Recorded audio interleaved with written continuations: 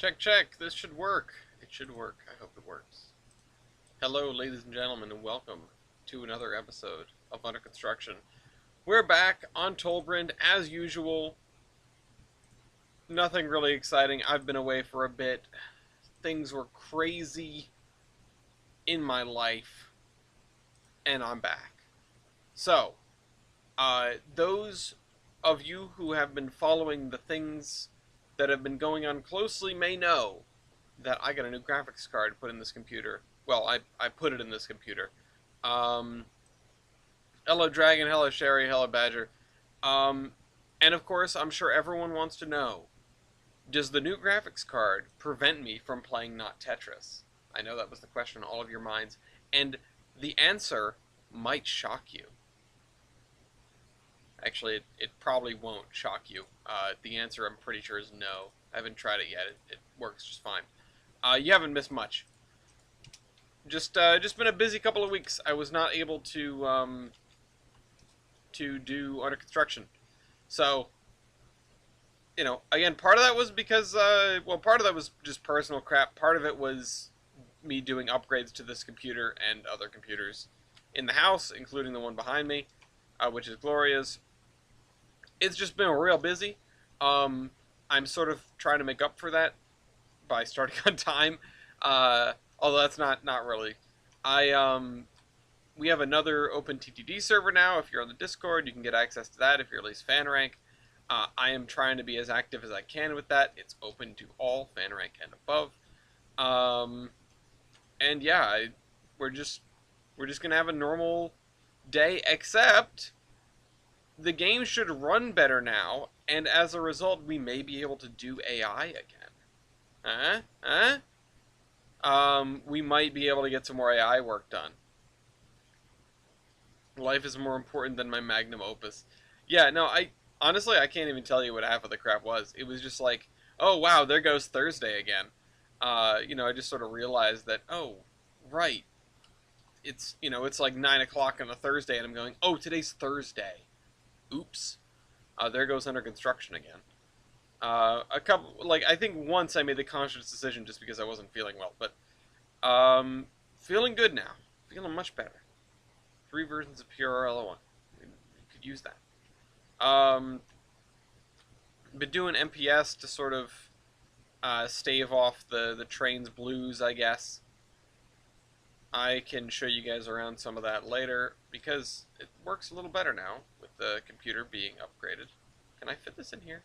Oh, no.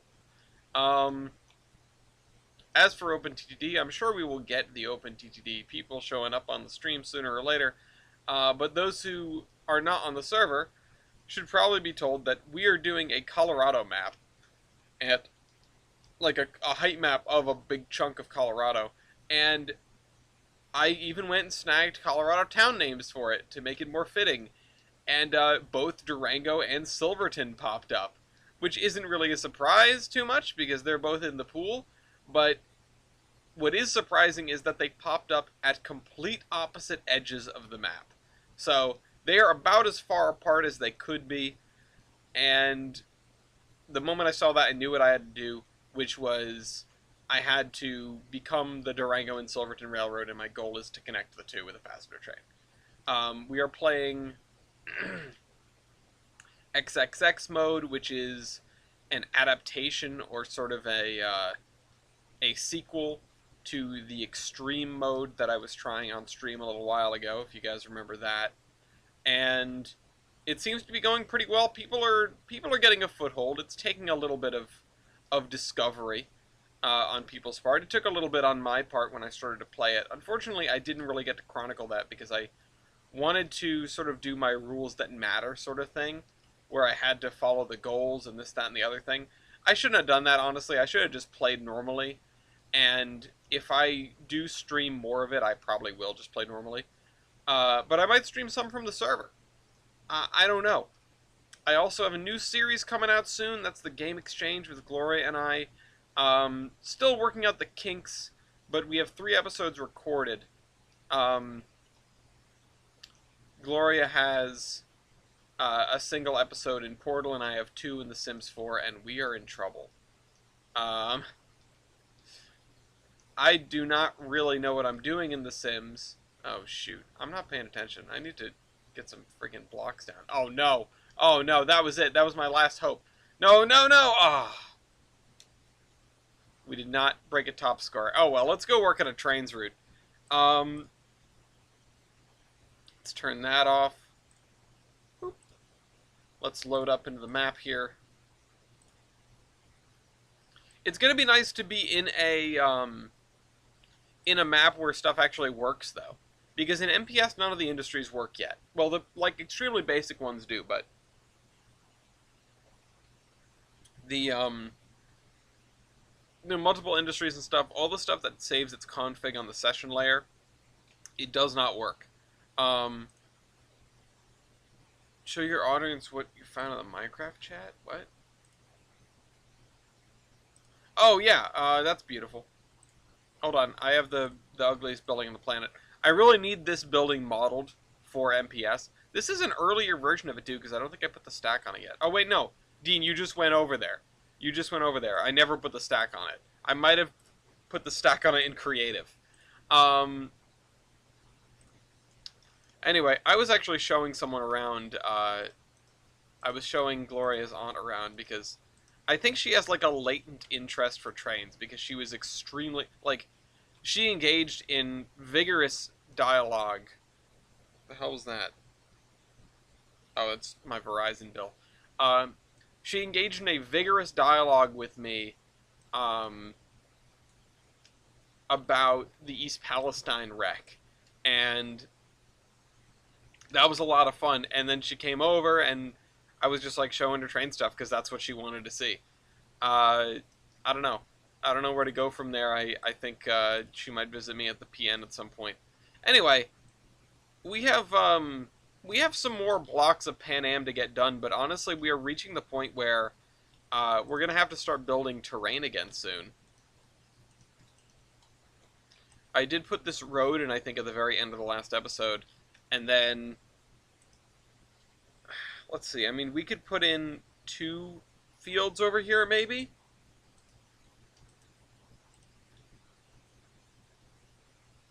I mean, if I split this down the middle, it's pretty much like right here. Yeah.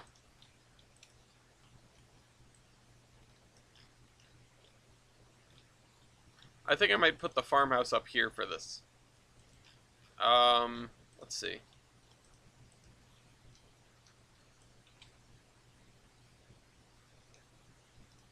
I think the idea is the closer you get to...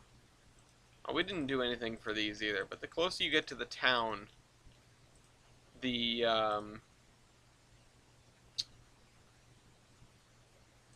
more likely that a person that works the fields actually just lives in the town. I'm gonna make a fictional set in the Appalachians, but I always fail at them all. We should build some houses near the lake.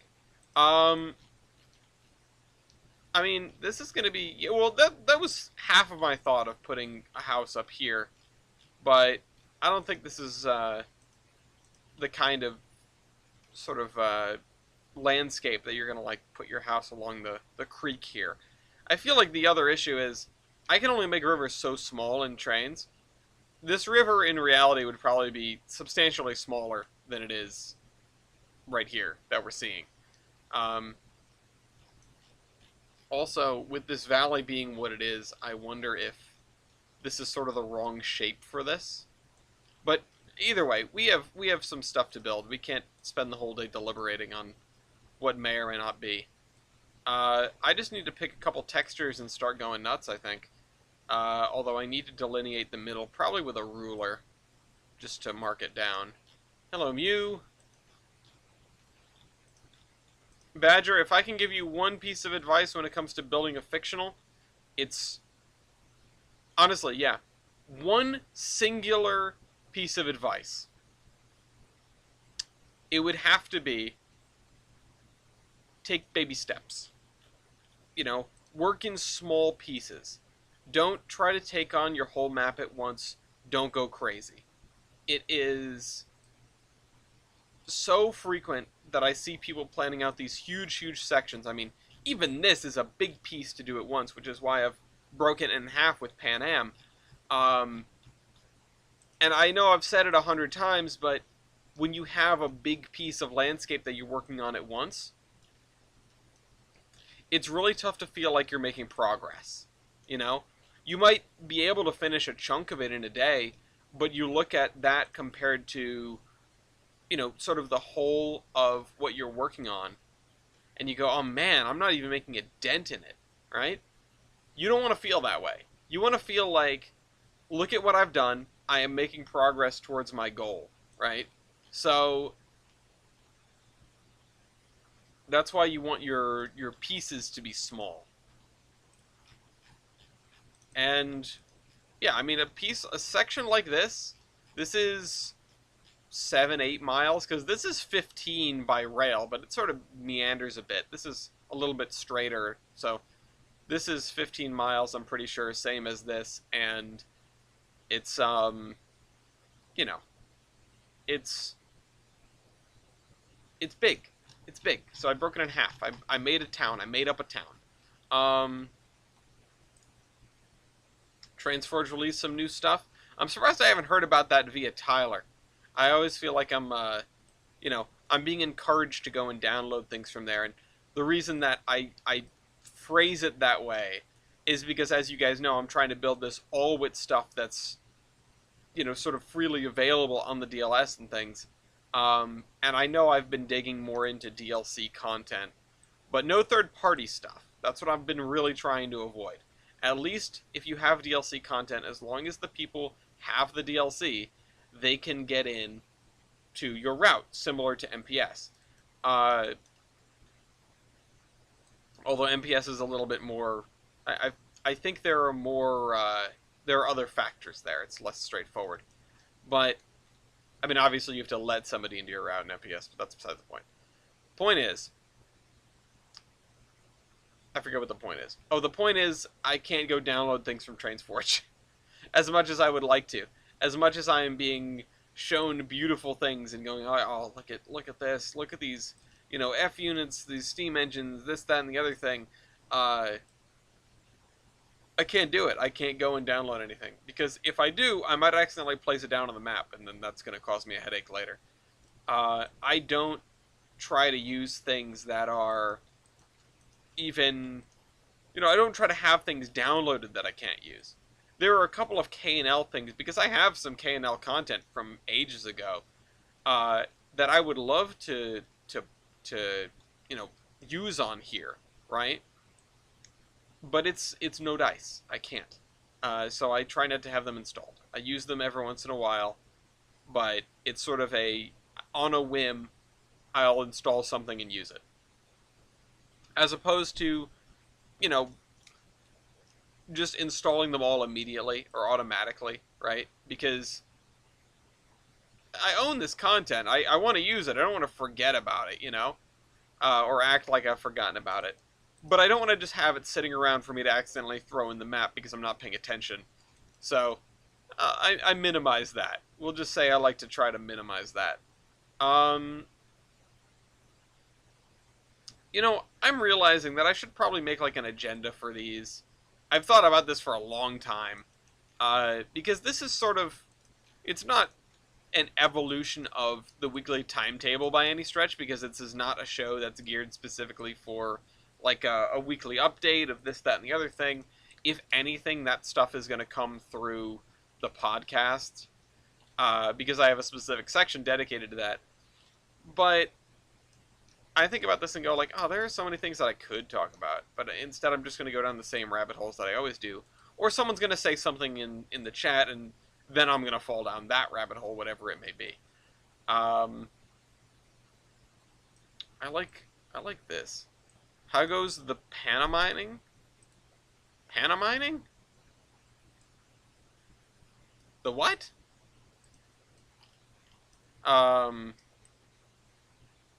don't know what that means. Should I know what that means?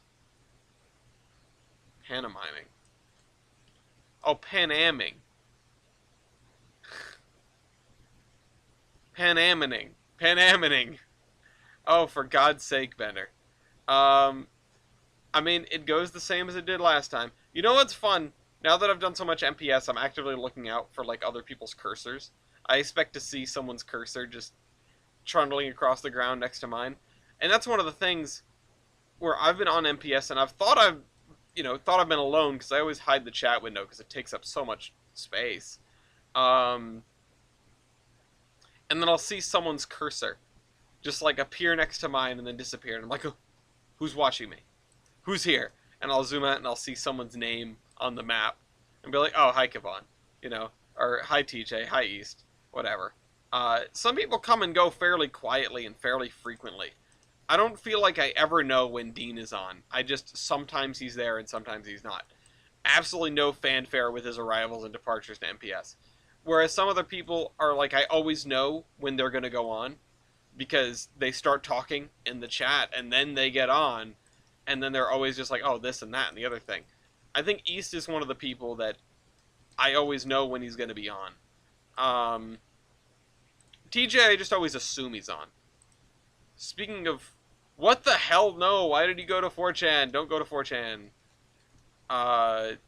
4chan rabbit hole. The 4chan rabbit hole, honestly, I had such a reaction to that because just it being a rabbit hole on 4chan, like, it just makes me think not good things. MPS chess. Well, there's always multiverse chess. I suppose we could try to play chess in MPS. That should be a thing for like East and I to do. One of the things I was talking about, and this didn't, I guess, make it to public. It didn't make it into the announcement. Hi, East. It didn't make it into the announcement that I made on the Discord server earlier today. But one of the things that I would like to do with the alteration of the Terminus podcast is, in order to sort of be able to remove time from the part at the beginning where we all just sort of BS about what we've done in our last couple of weeks, I think that I should be reinstituting Sunday driving, basically. Which would be on MPS more than likely, or it would be on just whatever. But it would just be a whatever show. It would be a hangout and stuff. And I am wondering if I could debut that this weekend. I'm not sure if I could. It would sort of, between that and the Game Exchange, it almost feels like a minor channel renaissance. But I don't, like, I wouldn't bet on that. Sorry, hold on.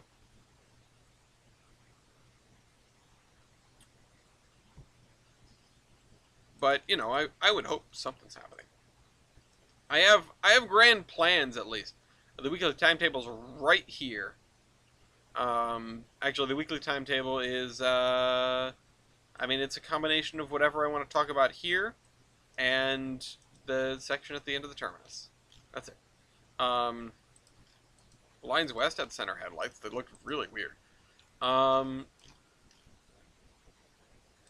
This turned out to be a bigger field than I expected. Panamining. I'm not gonna get over that. It's panamining. Give me this. Okay. Fill in the other field, and then I'll build a little homestead up at the end here. Let's see if I can align this at all. Nope, other way. There we go. If you take your time with the paint, it works a lot better. The weekly timetables with the extremely loud pen duplex. I don't even remember that part of it. Or those endings. That was the ending. That was probably the ending. Yeah, that was the endings. That was my old outro. It was one of them anyway. The weekly timetable was a face cam show that I did, like, starting in, oh god, probably like 2013 or something, which would just sort of covered the releases on the channel and, the update, like, what's coming down the pipe. It was never that much of a show. I don't really necessarily know why I did it, but I sort of came back to it every once in a while because it was just sort of a vlog, I guess. It's the closest thing I've done to a genuine vlog. Um, but it was sort of just sort of focused on channel management, I guess. Let's put this here. Let's get up right to the edge. I'm gonna have to redo that texture. Um, yeah, I'm sorry about that. Stuff's loud. I've only gotten better at that recently. It was to make sure you woke up if you fell asleep during the video. Um, there we go. Calendar made 1737 and 1752. I mean, do they not have... I assume they look a little different, is why you're saying that. Let's do this. We'll have to smooth that out later.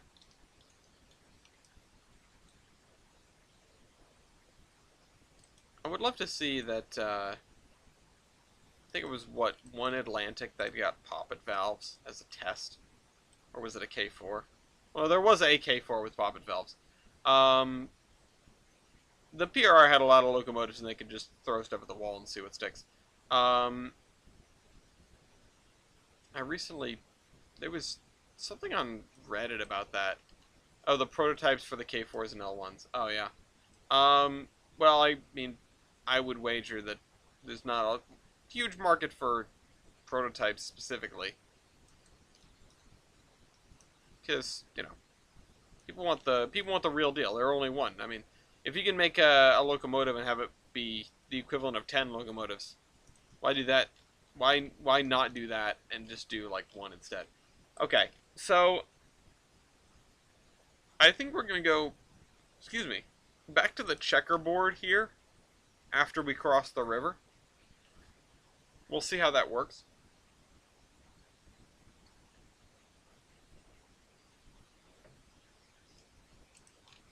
That ginger ale is not very fizzy anymore, which is perfectly fine because that's kind of how I like it.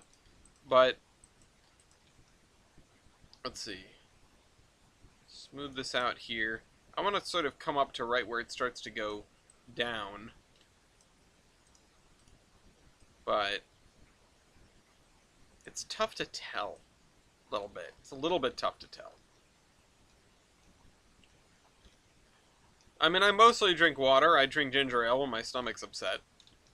And that's it, just about. I mean, occasionally I'll go for like a Sprite. But that's every once in a long while when the place doesn't have ginger ale and I want something with a little bit of taste to it, I guess. And then, I mean, what else will I drink? I'll drink lemonade occasionally, although Rhode Island frozen lemonade is kind of more than a drink, it's more like a dessert. I don't know what you want to call it. And, shoot, what's the other one? What else do I drink? I mean, I'll drink a milkshake. I'll suck down a milkshake.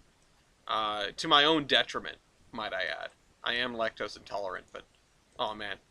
Take me to a Johnny Rockets and I will throw myself on the sword. Not for anyone, just because I want a milkshake. You don't drink only water? Weird. I drink basically only water. It's a thing. It's a thing. 99% of the time, all I'm drinking is water. Occasionally, I guess if I'm at like a bar, I'll order a Shirley Temple. I probably did demolish a milkshake in Louisiana. I mean, would you blame me? I can't remember, but I would bet that I did. Shoot, what was I saying? Yeah. If I'm at a bar, I'll order a Shirley Temple. I don't mind that. And I'll have juice sometimes. And I do what I've called a poor man's Shirley Temple, which is instead of Sprite, it's ginger ale, and instead of grenadine, it's just cranberry juice. It's about half and half. There's something in my eye that's driving me nuts. Sorry, please forgive me.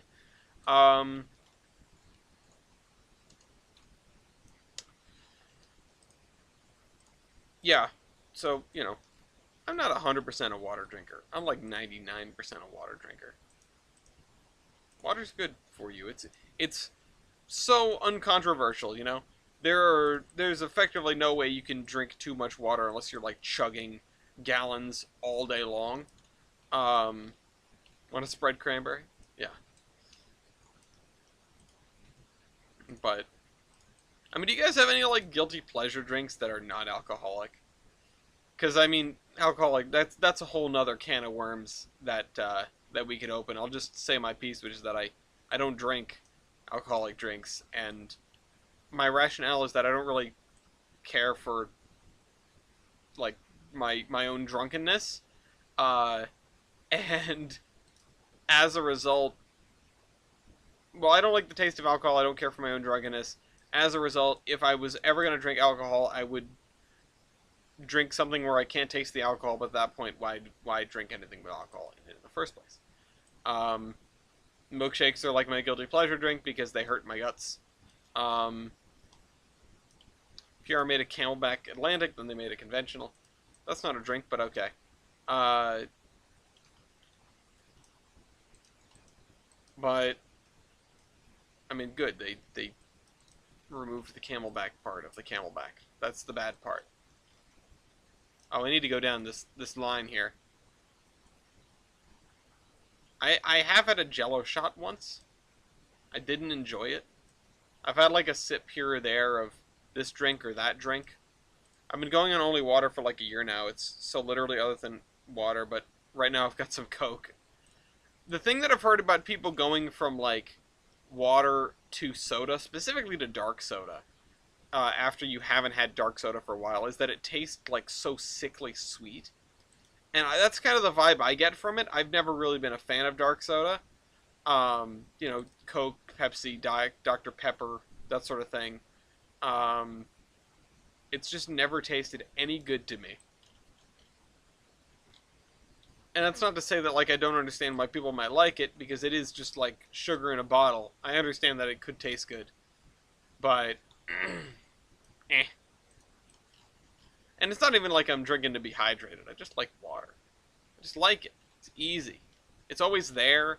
I've always grown up with a Brita pitcher in the house, so having like access to water 100% of the day is not an unusual thing. Like access to cold water all the time, without ever having to worry about, oh, we got to go to the store and buy more bottles, or, you know, yeah, sometimes your filter will run out, but that's like every few months. And if you go and buy a 6-pack, you're set for years. I mean, uh,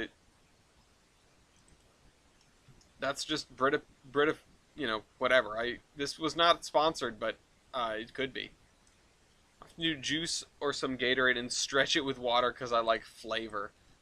Oh man, I don't enjoy infused water. Like, I don't. I either like a drink that has a taste, like juice, or uh, a just plain water, no lemon, no nothing. Uh, yeah, cold water is the best with nothing in it, uh, and nothing outclasses it. Absolutely. Or like, everyone knows the meme of like in the middle of the night having your, cold water is like the nectar of the gods. Um, but yeah, I mean, it's good. It's good because our bodies are like, yes, this is the most default form of nourishment. Uh, you know, we're like mostly water. The planet's mostly water. We're becoming one with the. Hey, what are you doing? Um, but I can't stand water with lemon, water with, you know, whatever fruit infused, whatever the hell. It tastes so bad to me. I don't want to barely taste the thing, you know? I want to either not taste it or I want to taste it. Not somewhere in between. Um, ever done a photo charter? No, I've never done a photo charter. If I'm moving trains around, I'm moving them around because I'm moving cargo. In fact, I made a copy of the world. I deleted all the AI because it wouldn't run. And I've been just driving trains around. Um, I put together a train in Olive. I brought it over to Mason's Landing. I switched out Mason's Landing a little bit. I grabbed some extra cars. I went on to Mason Valley, and I started taking the train apart. And a lot of it, or a little bit, has been uh, practice for how the AI is going to have to handle switching that area. Uh, Once I put sugar in my water because I was going low on sugar in my body and tasted so bad I almost cried. Aw.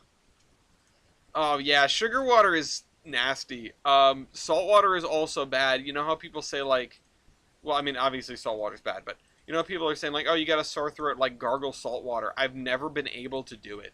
It's so disgusting. I just can't stand. I would rather have a sore throat.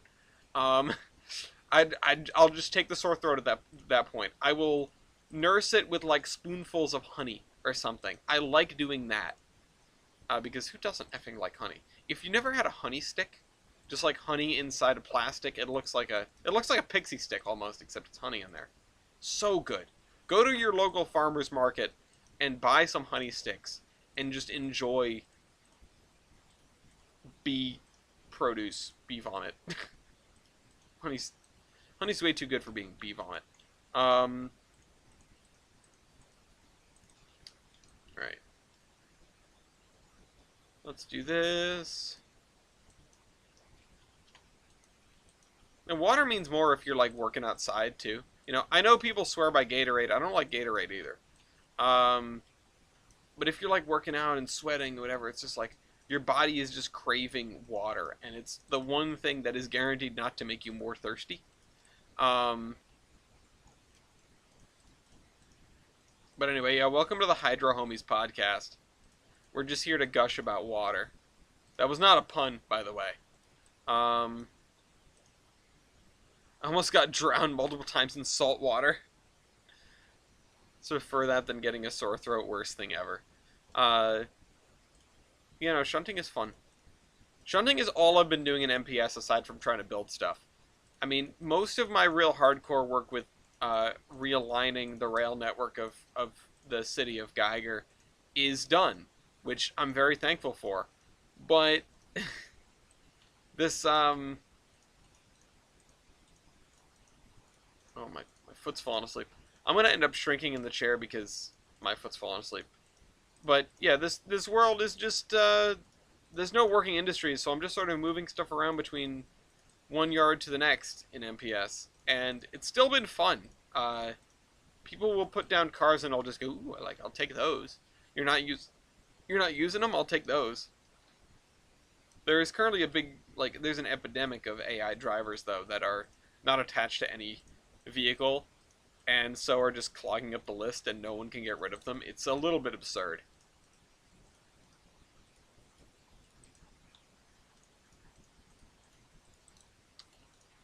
All right.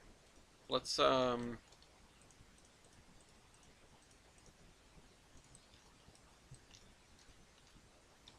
back here. Then we'll build the one homestead, and I guess we'll just go back to Pan Am and try to figure some stuff out that we haven't figured out yet. I don't feel like I'm running out of creativity, but I might be getting close. I'm definitely tired of figuring out Pan Am stuff. I'm ready to go and do something else, and if this graphics card helps me do the thing that I want to do, which is to do more AI, then that would be outstanding.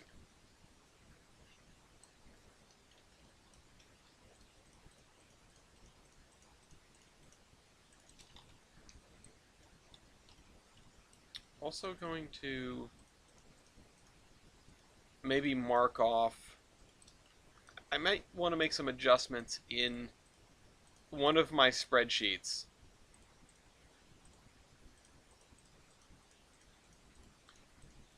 about because of the way it imports data, it sometimes gets misaligned. And I need a check on that. I need a way to know if it is misaligned, because if it is, then it sort of screws up my whole recording process of cars moving here or there or trains at this place at this time.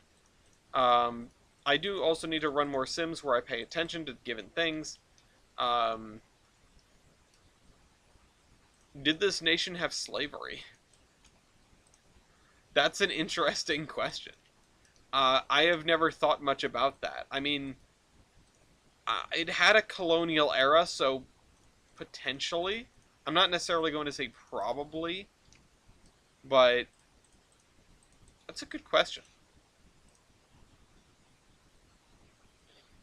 Because the D&H were the gods of style. That's why. They built amazing things because they didn't know how not to. 1218 on display at the Strasbourg Railroad. Um, I mean, I hear 611 might be leaving. I haven't seen like an official article on it or anything. I would be interested to know where it's going and when.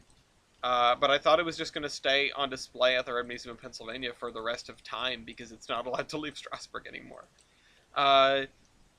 Honestly, they need to just suck it up and put PTC on the thing and then go run out on the main line and go gobbles. I don't...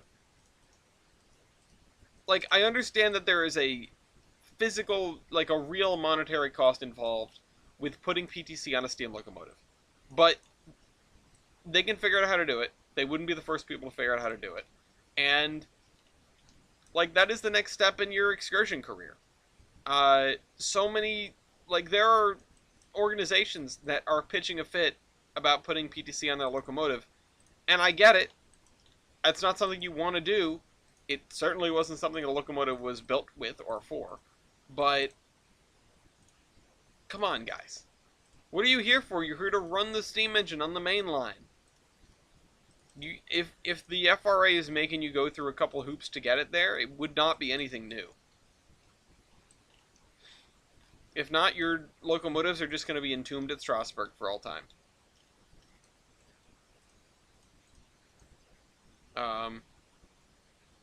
Duluth, Mesabi, and Iron Range 1218. No, I actually mean Pennsylvania Railroad 1218. What was PRR 1218? Now I need to know. Hold on. We're going on a field trip. Where's my PRR locomotive roster? Search by road number, 1218. There were 3 of them. The first one was a D8 or something? Yeah, it was a D8. An 1888 440 built by Renovo, which I think now makes laptops. Oh, that was the first and the second one. I guess it was rebuilt or something. The third one was an E3, which was scrapped in 1934. And then I guess after that they didn't have a 1218. Today I learned. Today we all learned something new about the Pennsylvania Railroad. Everyone should be glad for this. I need to readjust myself in my seat. There we go.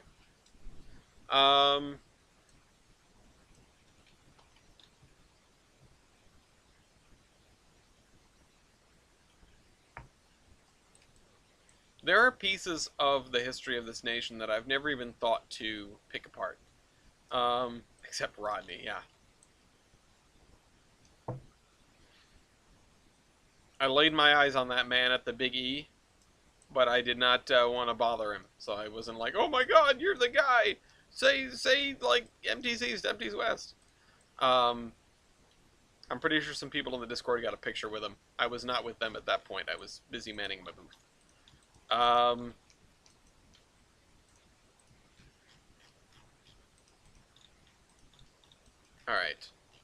Let's start filling this in. I want to do buildings last. I don't want to do buildings. I've done enough buildings. Even though I haven't really been doing buildings in MPS, I feel like I've done enough buildings. Let's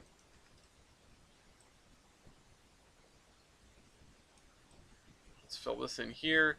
The reason that I might not be able to do a Sunday driving type thing this weekend is because I sort of have a booked up weekend where I'm dog sitting and this, that, and the other thing. I don't know if I'll be able to sit down here on the computer for long enough uninterrupted, or at least guarantee an uninterrupted span to do something like that. Who knows, though? I might prove myself wrong. I'm going to try to prove myself wrong. But I'll be here alone with an extra dog. So, you know, remains to be seen how that all shakes out. For 2156 and ran out on the main line. It'd be cool. Alright. Let's, oh right, I was gonna build like a head race of some kind, but I remember we couldn't find a usable spline for it, and I don't know what I would use for it. 1604? Alright, let's do this. Should put PTC on 1309 and send it out on the main line. Wonder what 1309's top speed is. We should employ the King Foamer Ross Roland to find out. He will. He sure will. Oh, the Allegheny, yeah.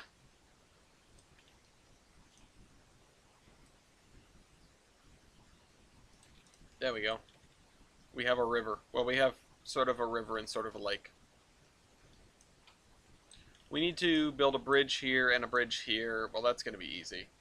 And a bridge here. And then, yeah, we're just going to have an orchard, I guess, and some more blocks of farmland. We're probably going to do some copy-pasting. So, I don't know if I should, I don't know if I should be doing terrain on this, because if I do more copy-paste, or texture, because if I do more copy-pasting, then what?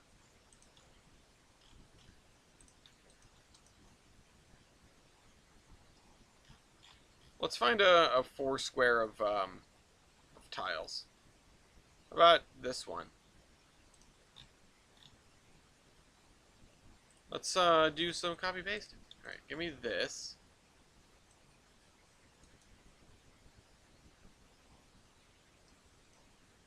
It's slightly larger. And then I don't want to paste height. I don't want to paste buildings.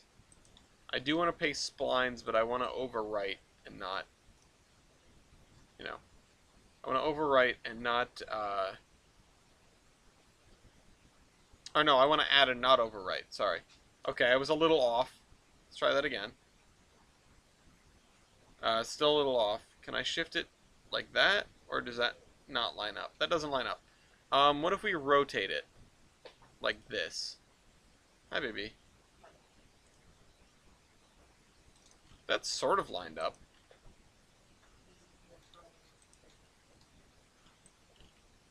Why does this not have dirt?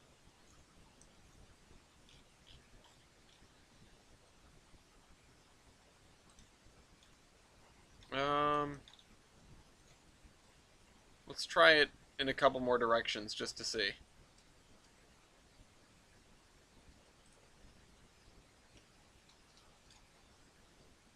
Scoot it over. It is not exactly working. Yes, baby. Yes, baby. Yes, baby. I'm not. I'm sorry.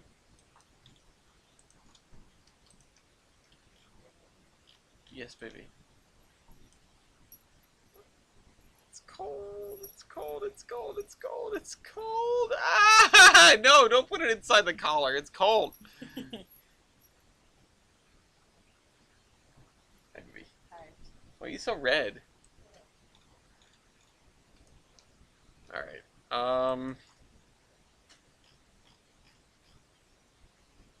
It's not perfect, but it's there. Let's delete this tile. 2156 is clearly better than 1604. This sounds like a job for Locomotive Versus. Hold on, I'm going to go write it down in the document. I mean, it probably is. I don't know. 2156 versus 1604. I wrote 2165 like an idiot. 2156 versus 1604. The Allegheny. I love getting ideas for this. Okay.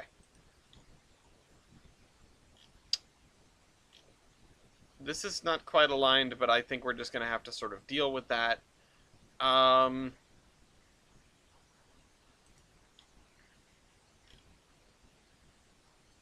Can I put a different thing in this box here?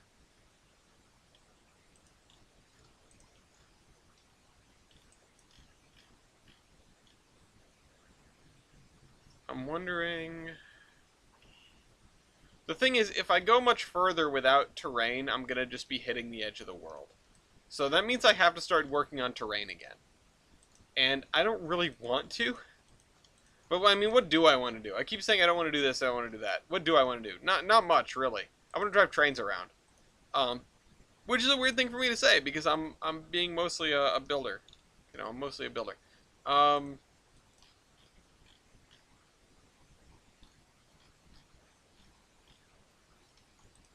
wondering if... So, I think we're supposed to be going up again for this. No. No, that can't be right. That doesn't make sense. Hold on. So this is 89.50. I think the next spline point is this one.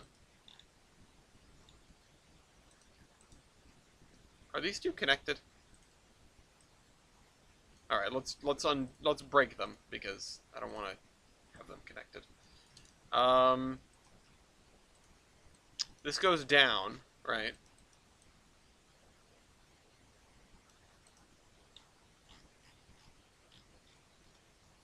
And then does it go back up? No, it doesn't. That's weird. I thought it would go back up. Because it doesn't really make sense if it's continually sloping down this way. I know we didn't decide what height Bellington and South Bellington were actually going to be at. But I think we'll find out if we just do some math, basically. I mean, this, like I sort of noticed, this is descending 0.41. This is obviously lower than this. It's substantially so, as a matter of fact. And I'm wondering if we should go up and then come back down. And if we go up fairly subtly, let's say like 0.25%, you know? So let's look at 0.25, right? We go up 0.25% here, 56, and it goes up to 61. Not exactly staggering, not earth-shattering by any stretch of the imagination. I'm also going to pull open the map here really quick off screen because I want to look at the map because I need to know where we're going after this. Sorry, Tolbrand superimposed.png so that I can look at it without thing. Let me show you guys where we're at. So, we are here. This is Pan Am. I should probably update this, by the way, now that this whole chunk is basically done. And I think the thing is, this is going to be higher than this. I mean, the river's flowing this way, so the general slope is in this direction. You know, obviously, this is the seaside. I don't think it's a big cliff, but there might be some bluffs, especially over here. I mean, this is probably cliffside.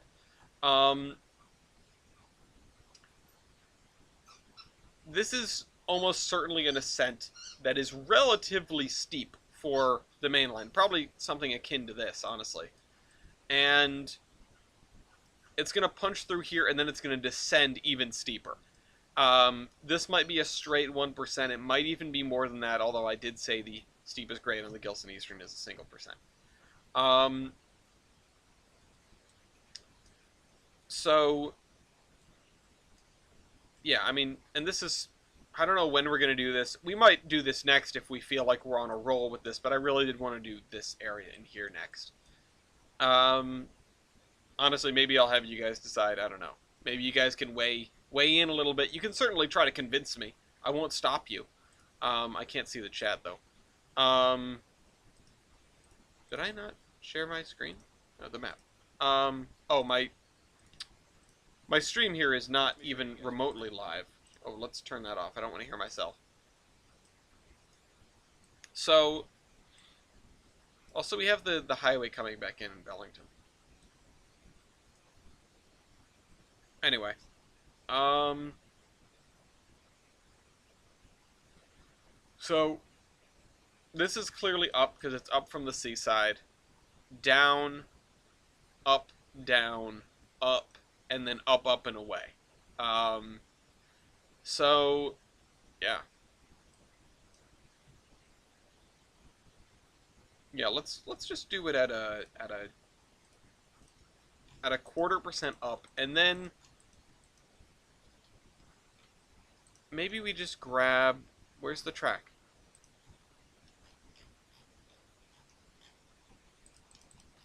Why is the track gone?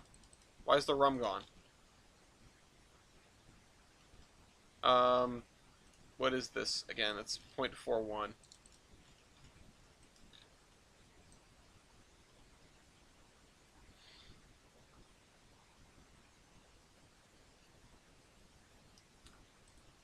right. Anyway, don't go forward. Consolidate. Yeah, that's what I figured. Um, listen. I mean, I've been doing some city stuff. It's kind of on the brain. Okay. So if we look at this, right,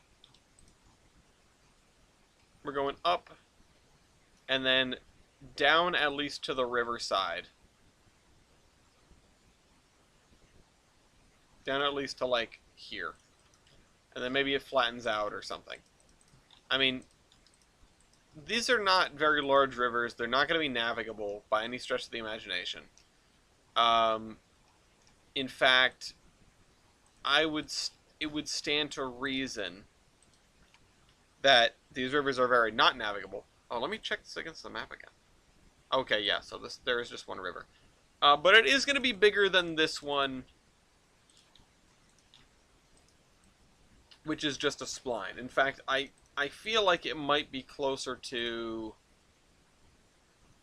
I don't know, maybe one of these two, where it is too big to be a spline, but it's too small to reasonably get a boat up most of the time. Maybe like, oh, this is not a spline, but it genuinely could be. Maybe like this one or this one. Yeah, maybe the Vonatara River here. Oh, you know something I did was I turned on process objects behind camera. So now we won't get all that popping when we spin the camera around. But it does have an impact on performance. I might end up turning it off at some point for one reason or another.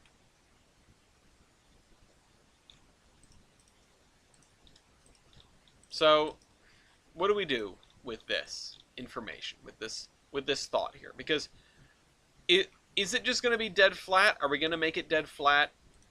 I don't know necessarily. These terrain variations can be very subtle. And I don't really know how to handle that. In fact, I might just grab this height and raise this entire area to... Why is it underground?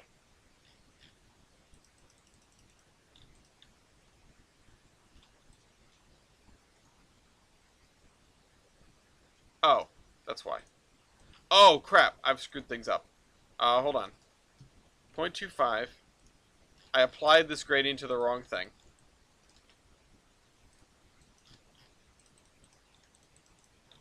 And let's do like a 0.35 instead. Although I need to apply the height here to... There we go. Yes, my love. Why not? Why not? Oh.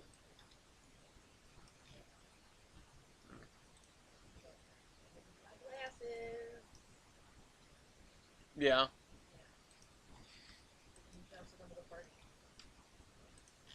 Yeah. Yeah. It is going to be his birthday.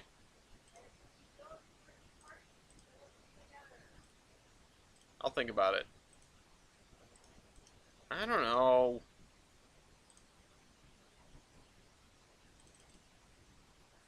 Also, I'm supposed to work on the porch now. I'm gonna be tired. If I'm not tired, I've done something wrong. I'm supposed to be working on this porch. Um,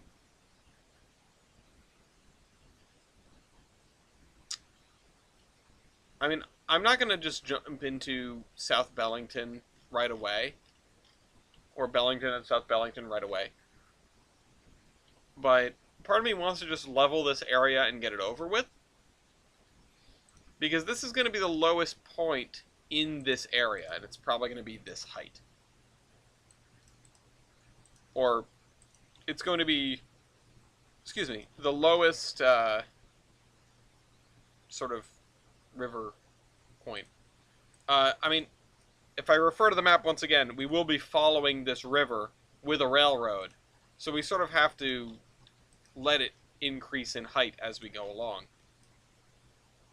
And that's not something that I'm particularly good at. I mean, the rivers that we've done so far have either not changed height very much, or they've changed height a lot.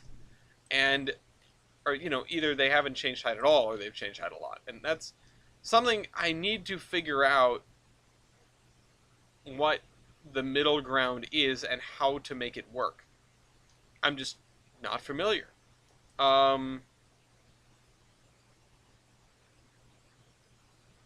do this. Let's do this.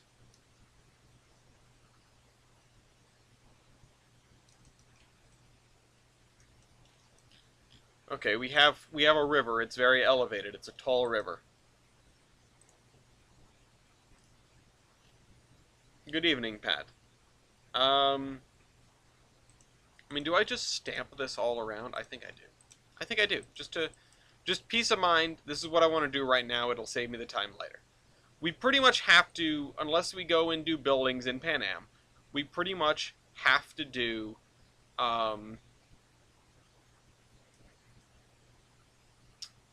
this.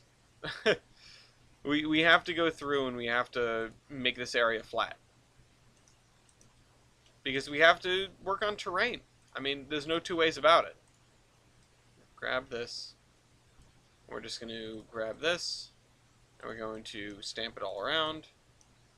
Oh, that's lag. Oh, gosh darn it.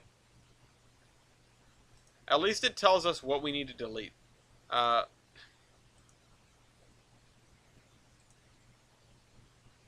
And we know when we've successfully done the edge. I am trying to get the edges set up for what will become Bellington and South Bellington. It feels kind of crazy to me that this is where we're at, because it was only a month or two ago that Pan Am was pretty much just a bunch of roads. It came together pretty quickly. I have to say, I feel like it came together pretty quickly. And I know a couple of months is kind of an exaggeration, or it's shortening it, because, let's be honest, it was longer than a couple of months. But it doesn't feel like it took that long. And that's the amazing thing about it to me, is I was able to sort of hit a stride with putting together city blocks in Pan Am, and just bang out most of them. Not all of them. It's not done by any stretch of the imagination, but most of them are done. Can't help but notice there's a little divot in this. I'm okay with that. It'll be a little piece of, it's character, you know? It's character. And after we get done raising this land, we'll have to go around and trim all of the excess tiles, which we might end up adding back at some point later, if we need more room in this direction or that. But for now, we're just going to keep it down to the sort of estimated size that I drew out when I first marked out Bellington, however long that was ago. Which was don't get me wrong, it was a long time ago. It was not recent that we did this. But some of you guys were here then, and some of you guys are here now, and I like it.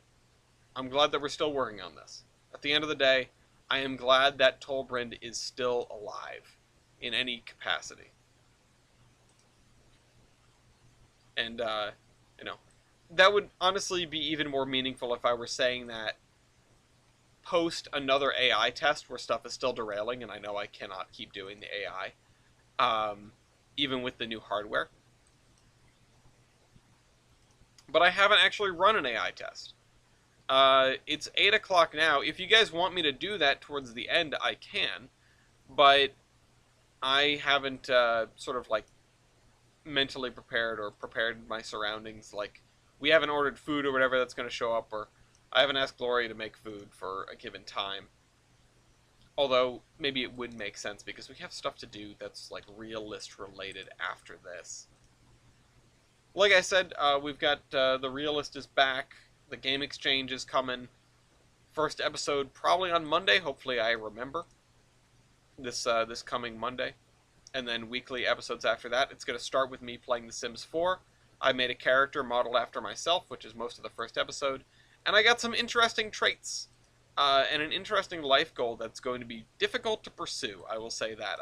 It's certainly not something that I am in my element with. So we will see. We will very much see. I'm gonna have to learn a lot about that game if I even start to accomplish my life goal.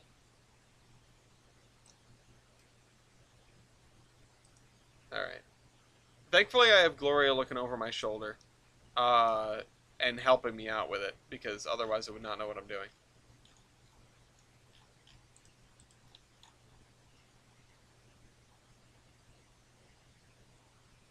There.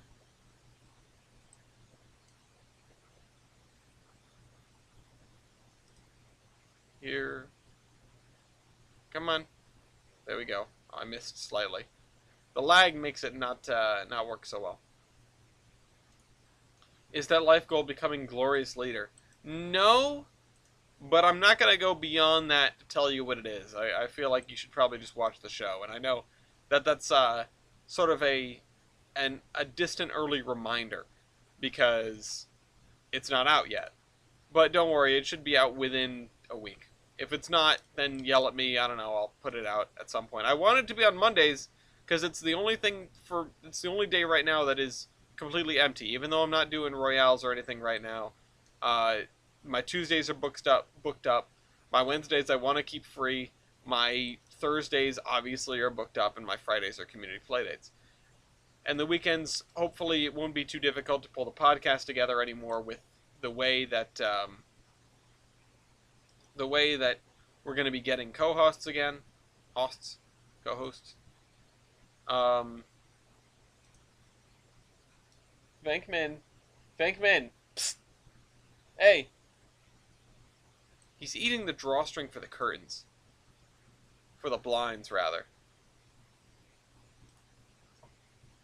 All right, this is a lot. He's being a menace, is what he's doing. I love this cat, but he's a menace. Also, hi Jader. Jader, you did a spectacular job with your yard and the interurban yard. I have to say. Uh, oh, you finally put in the Fontaine house. Nice. We never got to do a podcast in the podcast studio in the Narrows on the old Minecraft server, which I was always disappointed about. But I genuinely didn't know how I was going to record it. Um, yeah, I hope you like the way that I set up um, the lines coming in.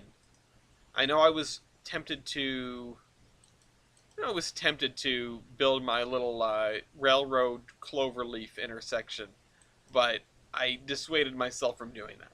I spent a long time getting it to look good and perfectly circular, but it was not a sound decision, and I'm glad I did not go through with it. Oh, I was really hoping I wouldn't split the difference there, but instead I got both sides. I missed on both sides. I did split the difference. Also, ignore the fact that it's just a giant BS. You know, at the end of The Incredibles, when Syndrome shows up to The Incredibles' house, and he's like, "Oh, I'm the babysitter. The S on my shirt, it stands for sitter. Obviously, I couldn't put BS on there. I asked my dad what that meant about 5 times in a row because I did not get it. I was a small child. I was like, "What? What's funny about BS?" And he's like, "Oh, it's BS." And he like didn't totally explain it because I was a child. Um, it was many years later that I went, "Oh, BS as in bullshit." Got it. Yeah. Um, which is sort of a double funny because he is BSing in that very moment. Sorry, I mean bullshit. There we go. The bleep face button saves the day. Which I bought this for Gloria and I use it way more than Gloria. Uh, just merch from our favorite podcasts. The beep, yes, yeah. The bleep face button. By the way, like best podcast I've ever listened to. So good. It isn't even about anything. It's three friends having the same argument for episode after episode, practically. Uh, just like running gags and you know it is if your preferred genre of podcast is just like people hanging out and BSing, it's 100% a podcast for you. Well, There's Your Problem is probably my second favorite. It's uh, I'm things are pretty good, although my throat is getting sore because I've been high energy for this whole episode. Because it's been like a month since I've done one. Uh, There's Your Problem is probably number two. Maybe it's number one, but it's a tough, tough call. Uh, it's yeah, it's Bleep Face. Well, There's Your Problem. Also, I don't ingest Well, There's Your Problem as a podcast because I'd like to look at the slides. Um, I let's see. Number three is probably the Michael Jordan Fortnite podcast, otherwise known as Face Jam. Uh, it is a person named Michael and a person named Jordan, and it is every other week, which is a fortnight. So it's the Michael Jordan Fortnite podcast. But the actual name of it is Face Jam. They review fast food, like limited time menu items, like Wendy's Pretzel Bacon Pub, or like the Grinch menu at IHOP, things like that. And they eat food and rate the food. It's a fantastic podcast, but the eating the food and rating the food is like 5 minutes out of an hour and a half show. It's also a lot of just like BSing and bits and stupidity. They do a haiku based on the food. They also have a bit called Snack Attack where viewers send them in snacks and they review those. They also, and this is even better, um, they have a spin-off show called Food Court, which is where people send in their like weird stuff, weird food combinations for the hosts to judge, like dipping your grilled cheese in applesauce. Anyway, my town got nailed during the early hours of Saturday morning. Call me crazy, but I love tornadoes. Lots of people love tornadoes. I think people love tornadoes from afar. You know, like I like thunderstorms, but I don't want to get struck by lightning. So it's a thing.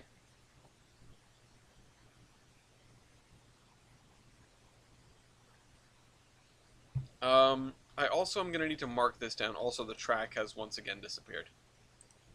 Is this because this is the maximum length for track? I honestly don't know. The tray is gone. It's magic. Magic track. Guys, I made invisible track. It's too invisible. Um. So I need to figure out how to put a river here. Let's see. This is 56. What if we do 54 or 52 maybe? Oh, that's not 52 at all. It's not very high. Um,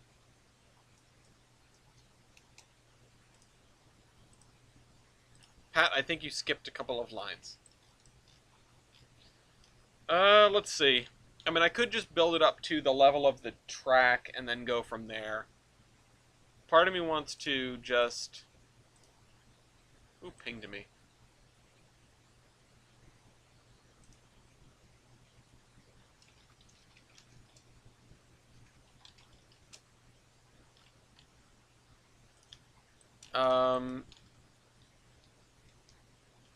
Okay.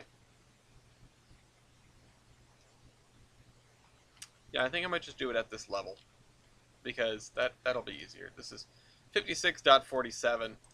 56.47. Every sort of layer of abstraction we put down from the, okay, this is the height I want.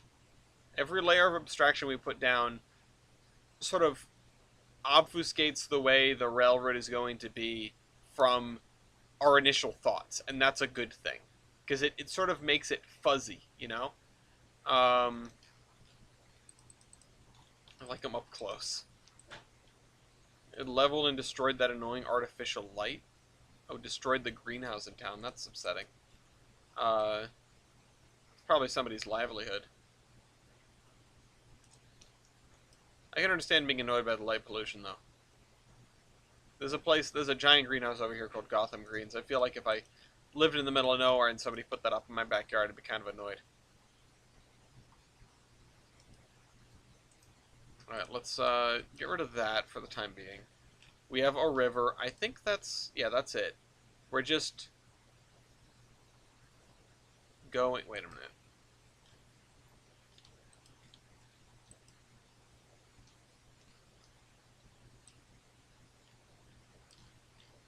Hold on a second. So, is this flat, or is this slightly up? From, like, here to here. Clear out the thing. What is it? It is... oh, it's down. Okay, that's not good, actually, because we have this river here. Why would it not just flow that way? These are the questions that you have to ask yourself. And I think the answer is we have to go up a little bit and then go down.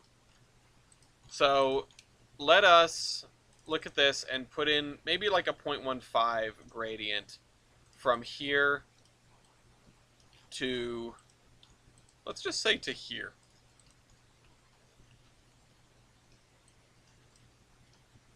Is this on a grade?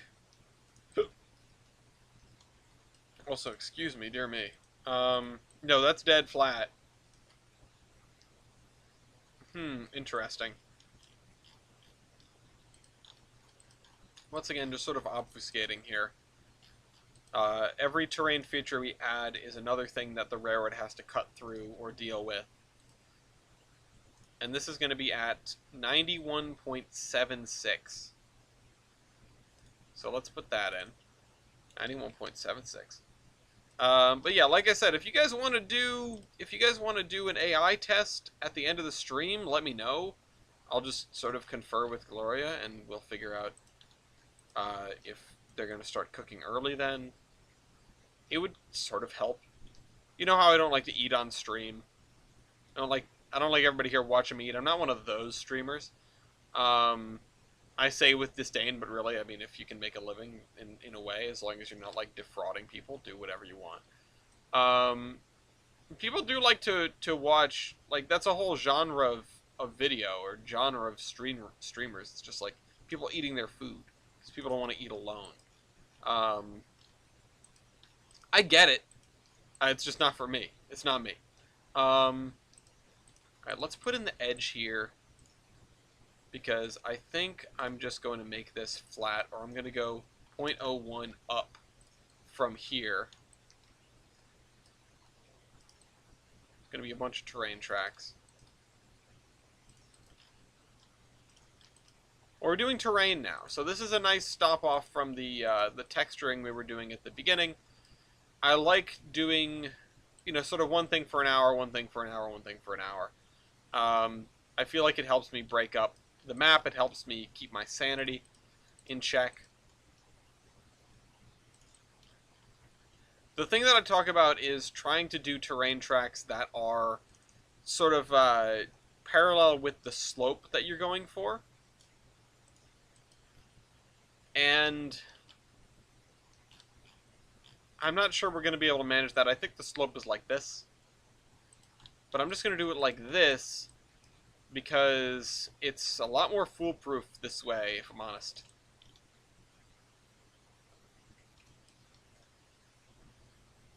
Let's do this. Red Sox won today 6-3 over Detroit. I'm sure Achilles is kind of upset, but I'm glad to see the Sox winning. I did not... I watched the opening day game, and I haven't watched a game since. I feel like I should be putting them on more when I'm just doing nothing and I need background noise at work. But instead, I've taken, the advice, and I started watching the America's Missing Colliders series on YouTube. I watched like 3/4 of the first video before I had to leave work for the bus yesterday. And now, now I've got Open TTD again, so all bets are off. There's nothing that I can put on and pay attention to. So maybe that's what baseball is good for. I've always said that the way to ingest baseball is over the radio, and if I'm not looking at the screen, then that's pretty much the same. It's a sport made for radio, honestly. Because there's never that much going on at once. That's probably what's so good about it. That's probably what makes it work so well. Like football, a radio announcer is going to be able to tell you like the big, most important things that happen, but there's no way they can spit bars fast enough to tell you how every player is moving. In the middle of a football game, in the middle of a play, there are so many things that you can keep your eye on. Yeah, there's only one ball, but hey, Brian. Still. Oh, Brian, I might end up feeding the, I just realized I made the connection in my head. I might have a way to feed the bulk terminal now. Or the liquids terminal. What does the liquids terminal accept? Please remind me. If you are in OpenTTD, please do. If you are not in OpenTTD, don't worry about it. I know it accepts like chlorine and whatever, but what are you giving it right now? I think it's refined oils. Is it refined oils or is it petroleum products? It's one of the two. Because, I built the road and then I realized I do not have a vehicle that can transport that cargo. I don't have a vehicle that can transport sulfur on road. And to use a train would be so much dinero. It'd be way too much money. So I just left it. And I even started using a boat to pick up the sulfur. I'm sending it normal oil. What is normal oil? No. What are you sending the terminal, the bulk terminal, or the liquids terminal, not the, what's the doing on the return trip, is what I'm asking. That boat. I sent in a boat to pick up sulfur, and then I went, wait a minute, I need a car on the other end to transport it, even if I can avoid the car on this end. So the road is just going to be there, I guess. It's just going to be there forever. And maybe eventually I'll go through and I'll make a vehicle. Yeah, the liquid terminal. What are you delivering to the liquid terminal? Because I recently started feeding a biorefinery of petroleum fuels. Okay, yeah. I recently started feeding a biorefinery near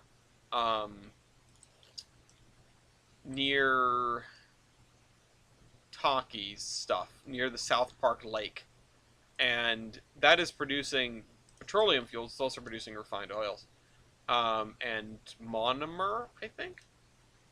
I think it's producing both those two first things. Ammonia, chlorine. Oh, paints and coatings! I accidentally built a train stop at a paints and coatings factory. Okay. I have ideas. I might end up partnering with you on more things going forward if I end up partnering with you on this first thing. And I know I'm speaking Greek to everyone, but seriously, OpenTTD is the best. It's free. Man, this is a long way to cover. It's still less tedious than doing it the other way. If you want a flat landscape. So I have trams now, so hopefully things will be easier. I know Taki just asked me why he needs electric tracks for the regular trams, and my answer is, I think because Roadhog is an older mod and isn't strictly compatible with unspooled, but it's only 50 miles per hour electric tram lines. Ouch, that's weird. Um, yeah, yeah. I don't know why. It's just a mod compatibility thing. I will look in the parameters if there's anything about it, but oh,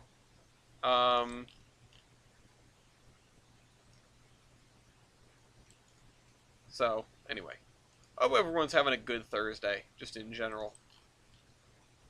The beginning of these games is rough. I feel like the first quarter. I was trying to come up with names for the quarters of the game because it's 200 years. You can break it down into 450-year quarters. 1850 to 1900, 1900 to 1950, 1950 to 2000, and then 2000 to 2050. It's been a Thursday of all time, yeah. Um, I hope you got that thing sorted out with what class you were in versus what class you were getting emails for, because that was insanity. Um, Jader,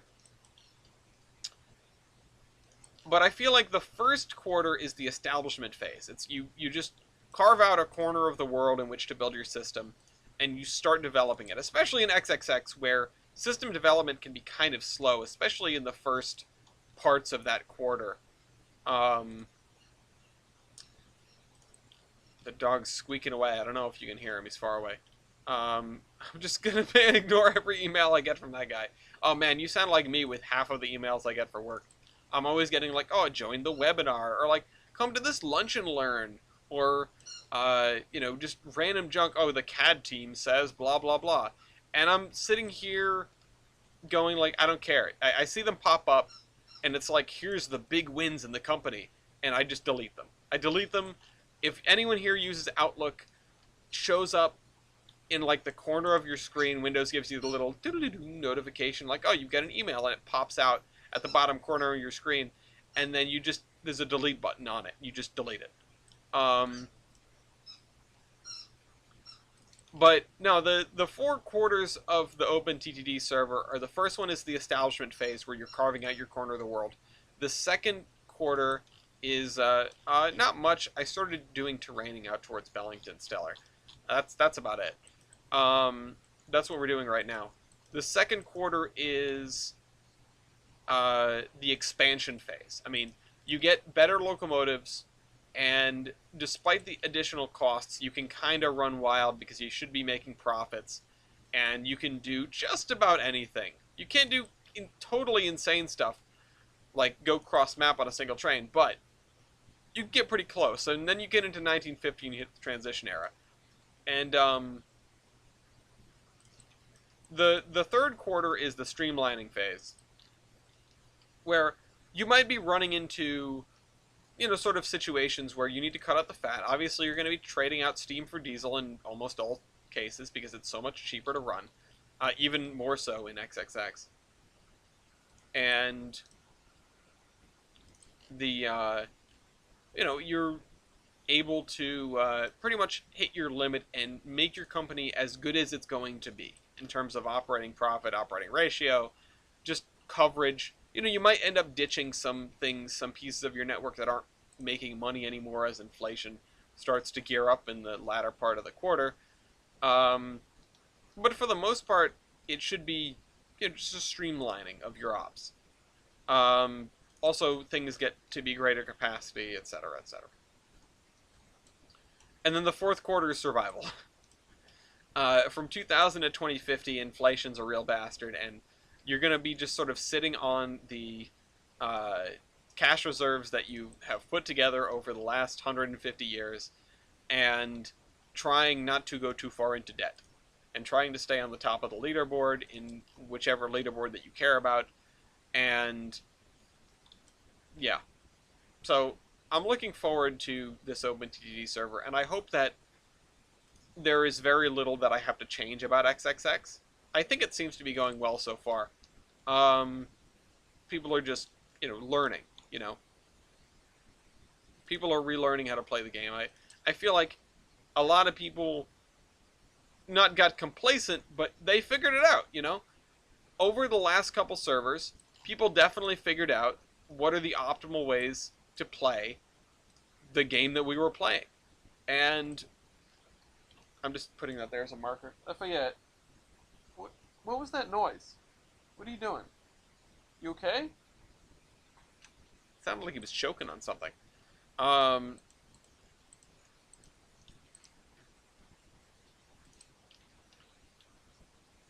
And so we're entering a brave new world, a brave new setup, and a relatively different game, um, where you can dive a lot deeper.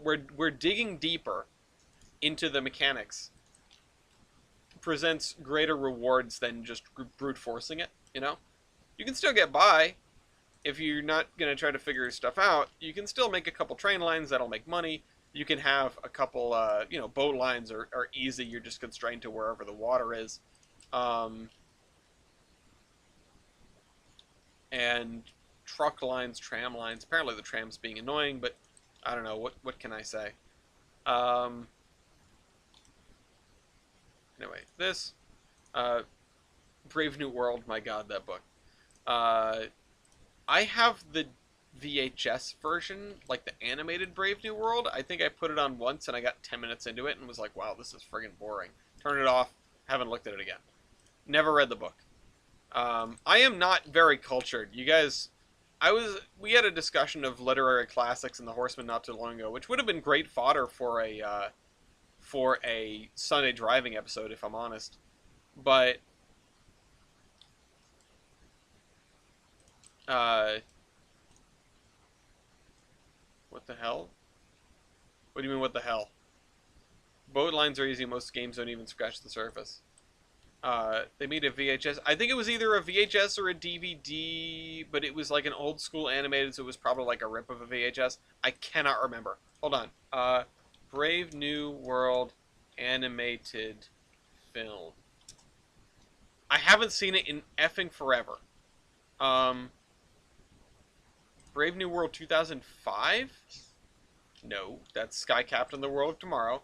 Brave New World 1980 film.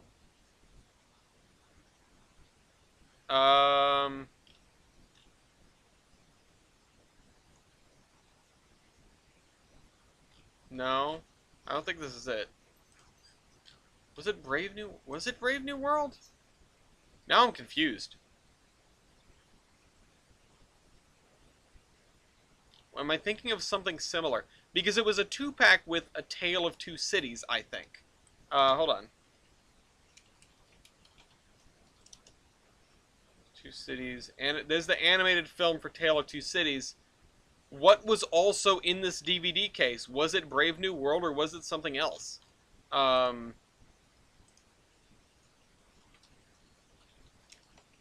DVD double feature. Tale of Two Cities. That's Garfield. Tale of Two Kitties. No, I keep getting Garfield now. This is not helpful. If I find it, I will let you guys know. Oh, was it Great Expectations? Hold on. That has to be something else. I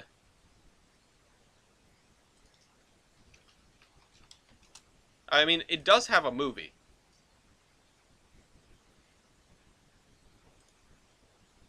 It might have been Great Expectations animated movie.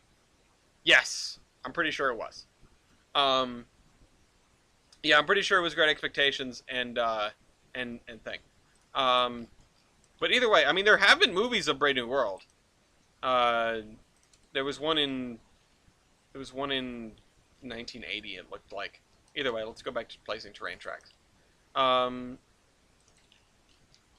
Double Dickens. Yeah, I mean that's probably what it was. I mean, again, I'm sure it's in my DVD case somewhere or something. Because I'm one of the psychopaths who still has like a physical media library in their house. Yeah. Great Expectations was probably it. Again, looked at it, put it in, watched like 10 minutes of it, was bored, turned it off, never opened the case again. And for whatever reason, in my head it was a DVD. In my head it was a VHS, but now the more I think about it, it seems like it was a DVD. Um, Whatever. It was no, it was not Star Trek. Okay, let's let's finish this up here before I embarrass myself with confusion of literary classics further. This is why I try not to have strong opinions on things, because I'm usually wrong about like everything I talk about. It helps when you're surrounded by people who know more about you than anything you know anything about. And to just acknowledge that and just roll with it when you're wrong, because you're wrong all the time. I talk about this constantly. Like, we're all wrong about things literally all the time. Uh, it's just way easier to dig our heels and then be like, oh crap, I'm dumb. Uh, in hindsight, it's different, and in jest, it's different. But usually, when we're confronted with like something that proves us wrong or someone that's telling you you're wrong, it's a different story. Um, anyway, on Stranger Tides, yeah, he's a pirate. No, it's actually on Stranger Ties.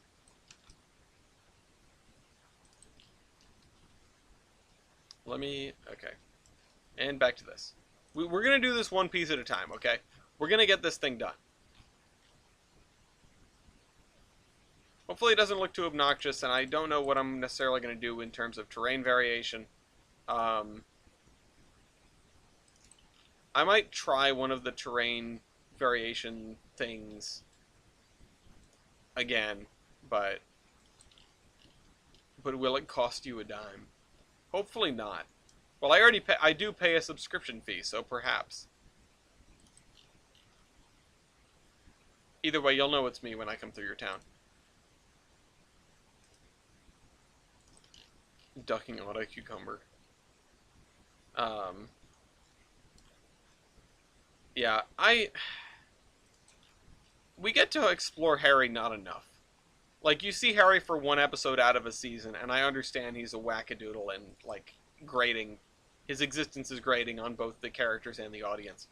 But I always wanted to explore more of his outlook on life. And him doing, him, like, giving these pep talks as someone whose entire existence is sort of predicated on the whims of the weather and nothing else. Oh, no. I mean, Kaiser and Company has been underwater since literally the server opened. I'm surprised that it lasted this long. Uh, and I mean, Hemlock warned her. I don't, but you know, oh well. She'll probably come on to make another. I hope she gets on and makes another one. You know, East almost went bankrupt a second time. John needed three attempts at making a company. Uh, I thought I thought I was gonna sink when I started because my first setup was doing fine, but my second setup was not doing fine, and then I bought TJ's company, and I really thought I was not gonna have the cash on hand to turn that into something profitable, and I thought I was just gonna sink overnight. Um, at first I thought of Harry as an eager puppy, and then the motivational speech happened. Yeah, well, I'm a sucker for writing a motivational speech, so too many of the characters get there. When your finances smell like RGS. Well, I think Milky is the RGS. Currently, my railroad's going over Monarch Pass. It was originally going to be going over the one south of that was the DNRGW's pass. I can't remember what the name of it is. Also starts with an M. Between Salida and Gunnison. But it was easier for me to go the other way.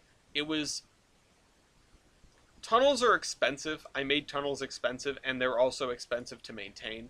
A Marshall, thank you. Um, so, I mean, it's like $5 million for me to daylight the tunnel that I just built. Someday I might do it, but probably not. Um, as long as I am responsible. Yeah, no, Lizard Head, I don't know where it is. It's around somewhere.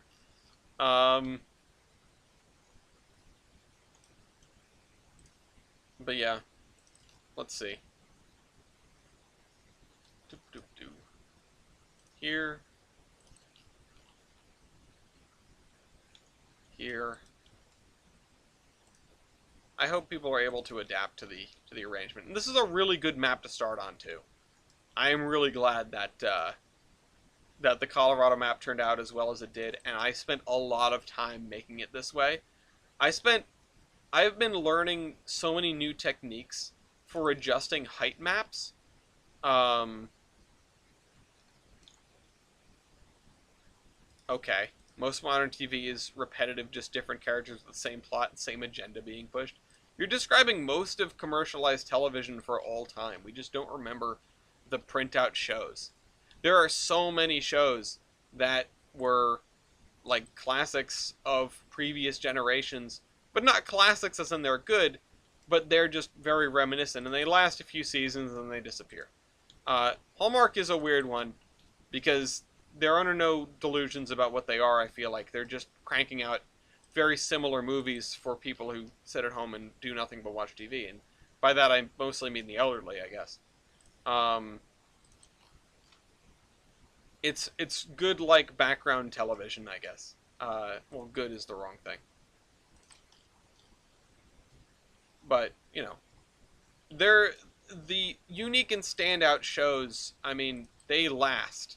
Uh, it's sort of like music, you know. People rag on modern music. Oh, it's all the same. It all means nothing. Yada yada yada. There, you know, it's not what it used to be.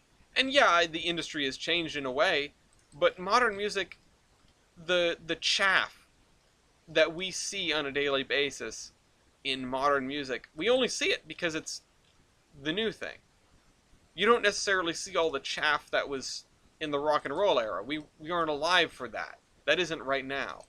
There was tons of that back then. Tons of sort of copy paste songs or uninteresting songs. Tons of bands that flopped. Songs that headlined that maybe shouldn't have, that have just sort of disappeared in history. Time has a way of filtering out the good things from the bad. Things persevere for reasons because once they leave the once they leave the sort of commercialized zone, and the only people carrying them on are the folks who buy copies or buy subscriptions so that they can watch the shows that they loved, then it's only pretty much based on the people that watched it when it came out or didn't get the chance to and heard it was good or enjoyed it and want to keep on going. You know, again, there are hundreds upon hundreds, you know, thousands of shows, if not, that came out alongside our favorites and are just gone. There are millions of songs that came out along our favorites from any point in time, and they're forgotten because they're not any good. But in their day, they might have gotten radio play here and there. Um, you know, there are some things that made it to the modern era. There are some stinkers and deep cuts in catalogs of even beloved bands. Not every song the Beatles made was good. Not every song Led Zeppelin or Pink Floyd made was good. Um, and there's I find it difficult to generalize a genre of music, or an era of music rather, or an era of television, or an era of media, because there will always be so much fluff. There will always be the B, C, and D, and E, and F list songs, you know? But in 75 years, we'll remember the S tier ones. And that's probably it. Yeah, I'm sure. Yeah, Mozart had flops too. That's right. You know, uh, we remember Mozart even then, even to not even take it, even to not break it down into individual granular songs. We remember Mozart. We don't remember the other composers of his era that sucked. But in that day and age, well, it was very hard to spread your music around. You had composers, their reach was nothing compared to the reach of even like a dude on SoundCloud in the modern era. You might just have some kind of crappy composers in your area putting on shows, or you know, making music for your local music groups. Um, this will be the day that I die. Um, I was just talking about generalizing eras in music and television and media in general. There's a lot of chaff out there. And people will filter it out, but it'll take time for that to happen. I mean, there's nothing wrong with not liking a certain genre or era of music. It's just that doesn't make it all bad. Hey, look, we made it to the end here. Bye bye, Miss American Pie. Man, my first boss loved that song. Because he was a huge, huge fan of Buddy Holly. Frank Sinatra made some bangers. Sure did. I bet he also made some stinkers. We just don't think about him that often. Uh, Even someone who I've described, let's go into the more modern era, and I'll say something controversial for once. Uh, my, who I referred to for a long time as my musical guilty pleasure. Now I don't have musical guilty pleasures anymore. I own that. I own that. Um, Lady Gaga has a lot of fantastic hits. She's a hell of a singer, hell of a songwriter. Has done, really cool stuff in the industry. Also led the Patriots, was halftime for the Patriots' greatest comeback in Super Bowl history. Uh, so, led was not the word I was looking for, but like hyped them up, I guess, right? Uh, but definitely has some stinkers.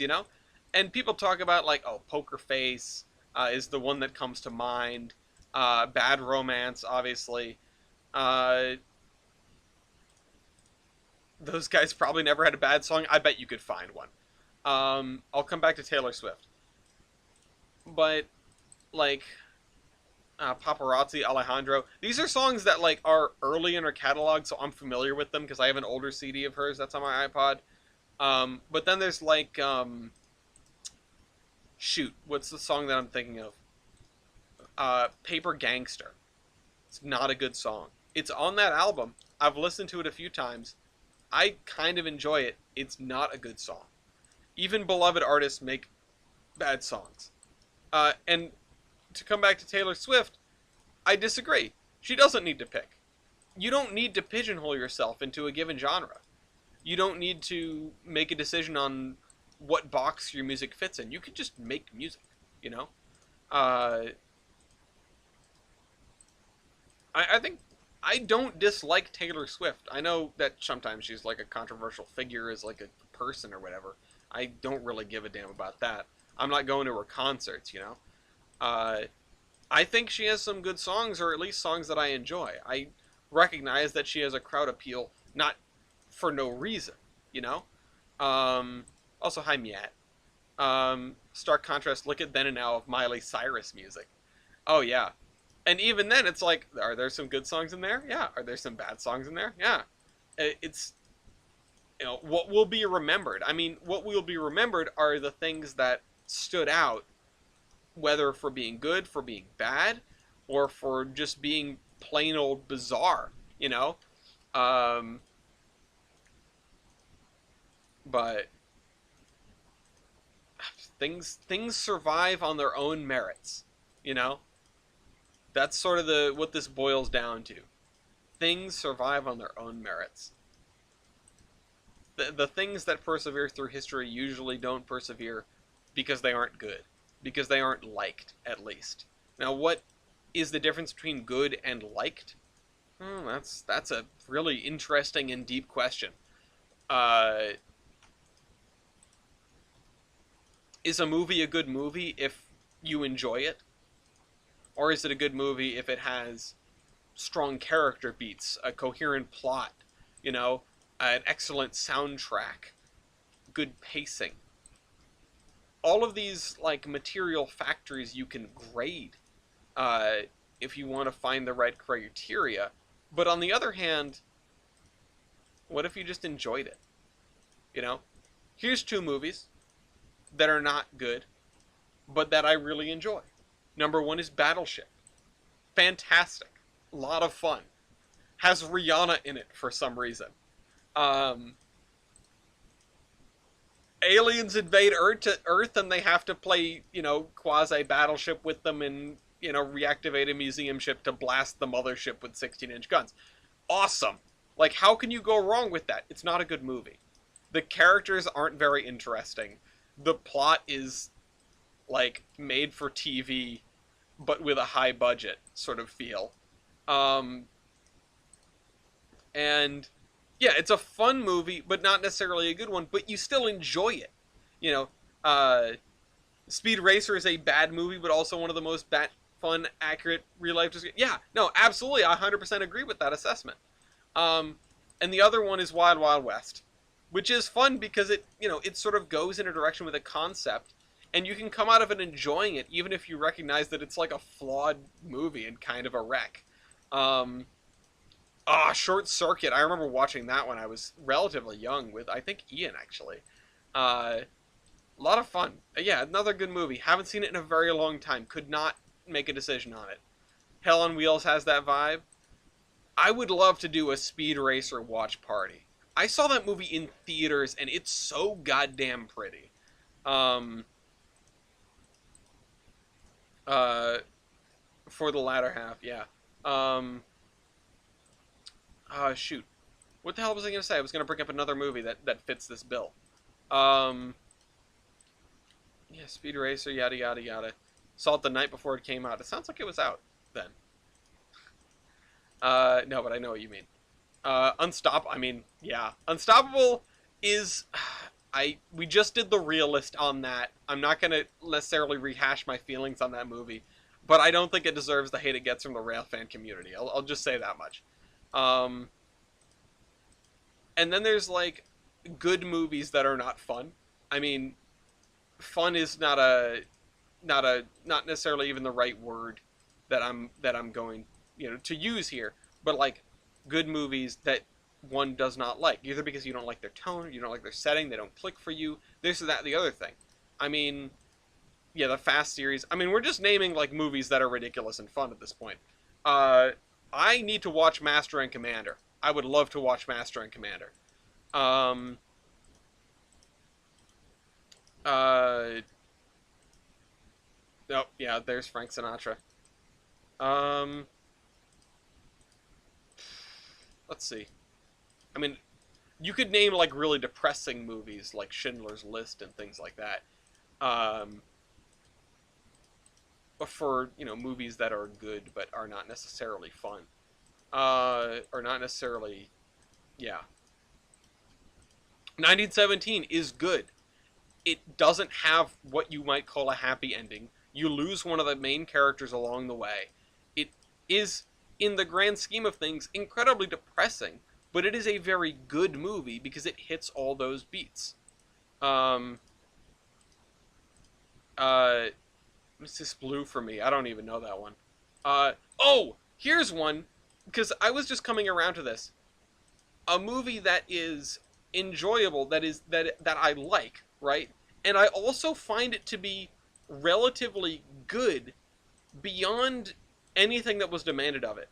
And you say Das Boot, and my answer is its peacetime counterpart, Down Periscope, which is a really good movie. Like okay, I'll take that back. It's not a really good movie. It is better than it has any right to be. The characters are coherent and interesting, and they play together in a funny way. The plot is very well put together. The movie's well paced. Like, the soundtrack and this, that, and the other thing. It's a very well put together film, and it's a dumb Kelsey Grammer, like, you know dudes on a, not like a buddy cop film, but a misfit crew sort of thing. It's, Firefly on a submarine. um Le Voyage dans la Lune. How long is it? In 1902, it can't be that long. Crazy movie called Hobo with a Shotgun. That makes me think of, what's the movie that was filmed all in first person? Hardcore Henry?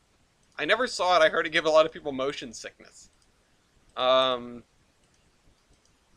I do have a prime example of a relatively enjoyable and still good movie. Go ahead, hit us with it. Um,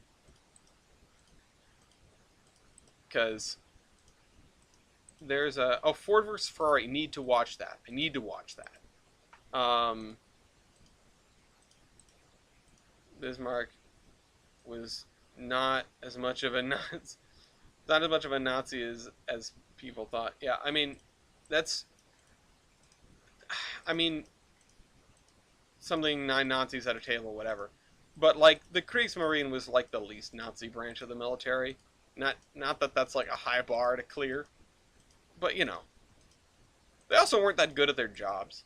I mean, no offense, Kriegsmarine, but like your battleship model's way out of date. Uh, and I guess that isn't the things first, but I'd like to watch Ford versus Ferrari at some point. I think it might be on the real list somewhere, uh, for us to watch. In Birth of a Nation, it was a 1915 film that was that was 3 hours long.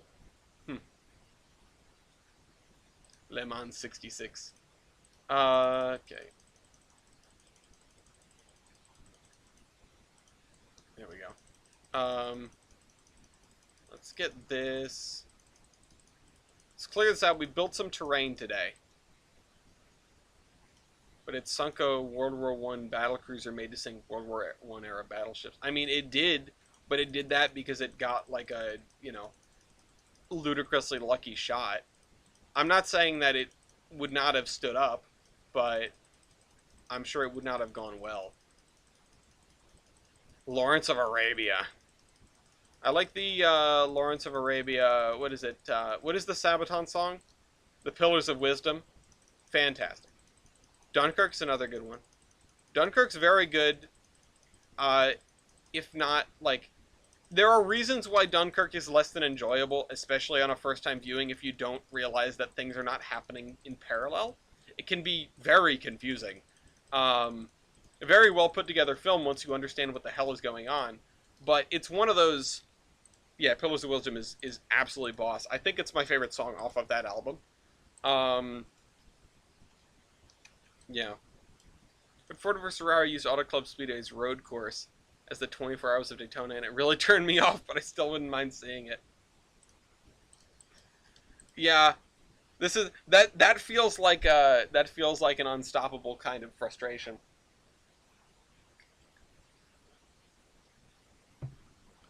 But okay. I don't know what Gloria's listening to in the other room. I can just hear like opera. Are these... I would like to just stretch the thing out to here, but I think what I might do is just box this off. Le Mans. Alright. Good silent film is the general. Good silent film is anything with Buster Keaton in it. I bet he had some stinkers. Lemons. Lemons. The only racetrack, Le Mans. Le Mans. I'm gonna call it Lemons, actually. Both the car and the course. It's just lemons. Thank you. I want to get my engineers to invent a combustible lemon that burns your house down. 24 hours of lemons.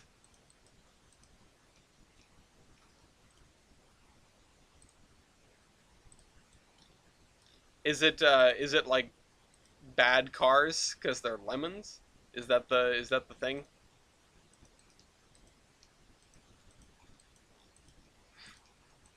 Okay, we need to figure out how to do this without just me losing my mind. $500 endurance race. I bet they're gonna have to up the price on that later. They're gonna have to up the price on that. Does that is that adjusted with inflation? That's fantastic. I want to enter that. I want to learn more about the 24 Hours of Lemons. They don't need to. Yeah, the things just get worse. There's a film that made the image of a cannon. Oh, that one. Oh, okay, okay, okay. I should have got it from the name. Really, I just didn't think about it. Um. Okay, so this is quite a distance. I want to get it to here. Let's see. Where's the track? Where'd it go? Did I delete it? Oh man. I need to put it back. Okay, hold on. Let's grab this. There we go. There we go.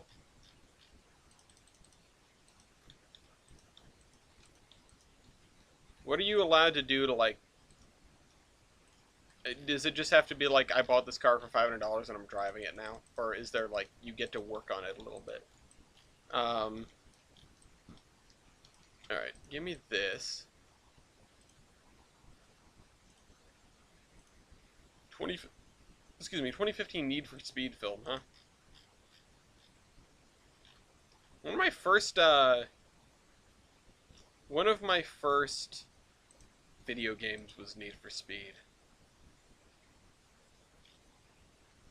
For anything not safety related. Okay, interesting. Okay. I want there to be some variation here, but I don't really know how to accomplish that. I forgot what I did through all these. I mean, these areas are pretty well varied because part of it is I was doing them sort of like one chunk at a time. But this area is going to be very flat, I feel. Like, very flat. And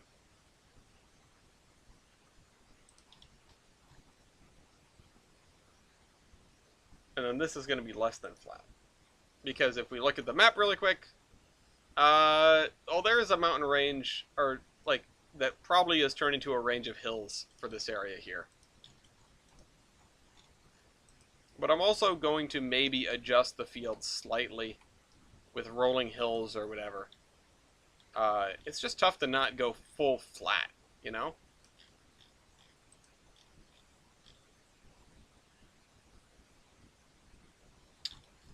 Okay.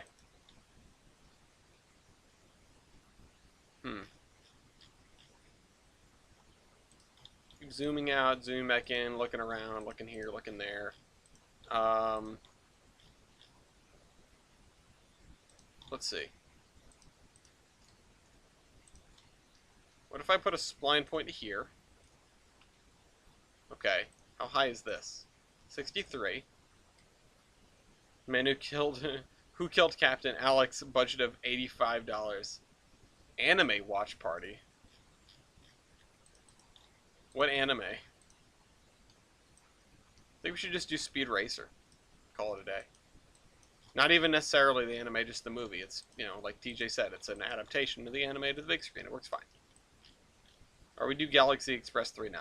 That's an option too. Alright.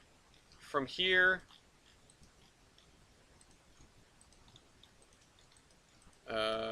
there... here... Oh, whoops. I missed. I'm getting overzealous with the camera movement here. Right, and I will continue to obfuscate the directions here. Grab, not that, grab this. And just move it to the edge of the tile. Here.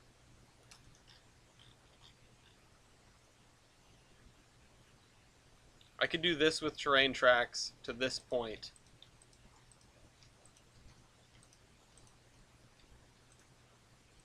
We could watch some Ghibli movies. That's always a win, right? There'll be a dub for Max Cringe. Well, good. I can't... Man, I realized...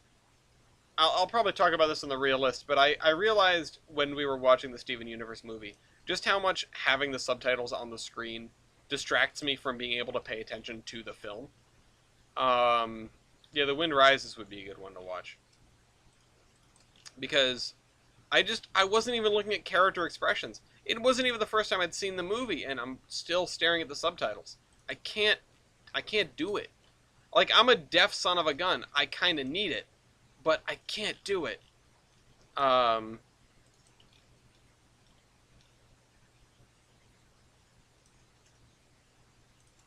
Typical American movie viewer. Yeah, because I can't see a damn thing, or I can't hear a damn thing. I'm just deaf. Like, I just like to crank it up so that I can hear it instead of dealing with having subtitles on. I don't want them. Seasoned weaves learn to read fast and then watch the whole scene. Yeah. No. Can't do it. Can't read that fast. I'm just too distracted by the words on the screen. I want to read stuff. You ever do that when you're driving or something? Or, you look across a bunch of stuff that has text on it, and then something catches your eye, but you don't know what or where. Just like a word or a phrase, and you go, didn't something just say, bananas or whatever? And it's like, wait, did something just say bananas? And you sort of have to like either look over everything you just saw again, or rewind the moment in your head and find where you saw that word because it just stuck out. It doesn't even have to be a strange word to see. It can just be sort of something that for whatever reason lodges in your brain. I don't know. That happens to me often. I don't know about anybody else. No, he did not say bananas. No, not monkey bananas. I did say bananas. Because, of course, I was thinking of monkey bananas, because we can't go one episode without that place being mentioned. But it's 9:05. I should probably go do something else. Nobody said anything about AI, so I think I'll leave it be for tonight. Unless Gloria wants to cook without me. But, Bibi. Okay, never mind. She seems angry. I don't know why. Yeah, the AI might be able to work again with the upgrades to my computer. Well, I don't know, the way you answered seemed a little fighty. What do you want? See? What do you want? I was watching TV. Yeah, I know, I could hear it. What were you watching? I heard, like, singing. Pose. What is that? It's a TV show about... Oh, that one. Okay, yeah. Are you hungry? Yes. Do you want to start cooking? I guess. So wait for you. Well, we still gotta make the podcast and everything. Well, if you want to wait, I'll wait. I was just saying, if you want to do it now, you can, because it would work out well with the AI testing. At least I'd be able to. I mean, I'd be able to get up and help you a little bit, maybe. What would you need me for? Oh, yeah. I can toast some bread. Cut pickles. Oh. I'll cut your pickle.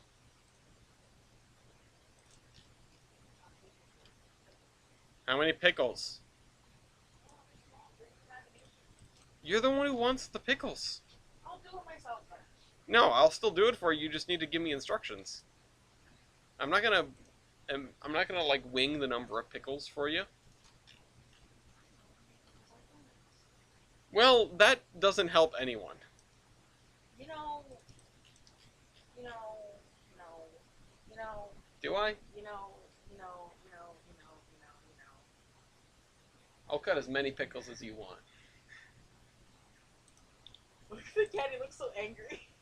Venkman, can you guys see him? No. Venkman, he's large. There's 20 minutes left in my episode. I'll do it after that. Okay, that works. Alright, so we got 20 minutes. Let's, instead of doing this, go work on Pan Am. What?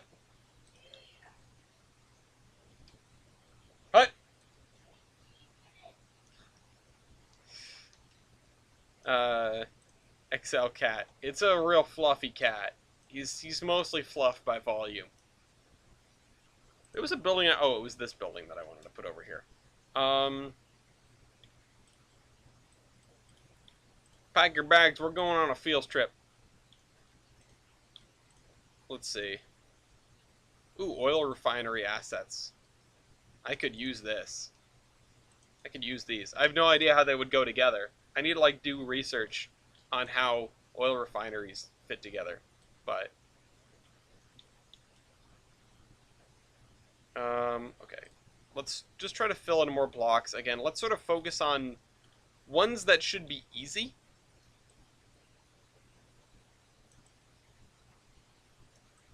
And then I'll go to AI in about 20 minutes. And then we'll have a half an hour of hoping nothing breaks, which hopefully nothing breaks.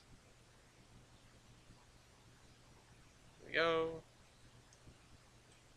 The other thing I might turn on is deleting all drivers before putting in the new ones, because I started to realize how that works when I was toying around with the drivers on my own. Which, if we go into here, edit session,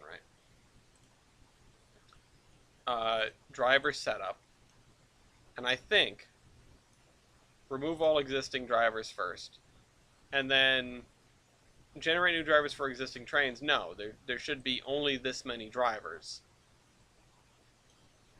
I think this is fine. What should I genericon? Oh, genericon.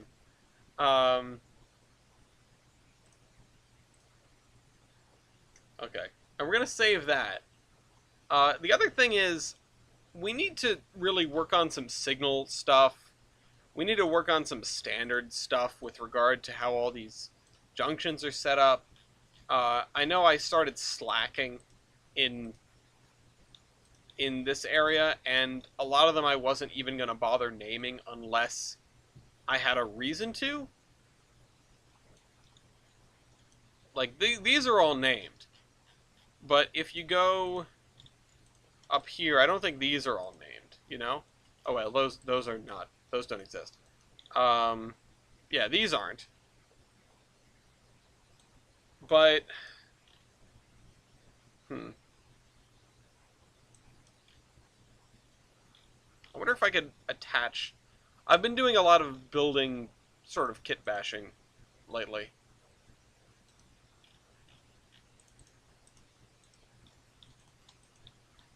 Alright.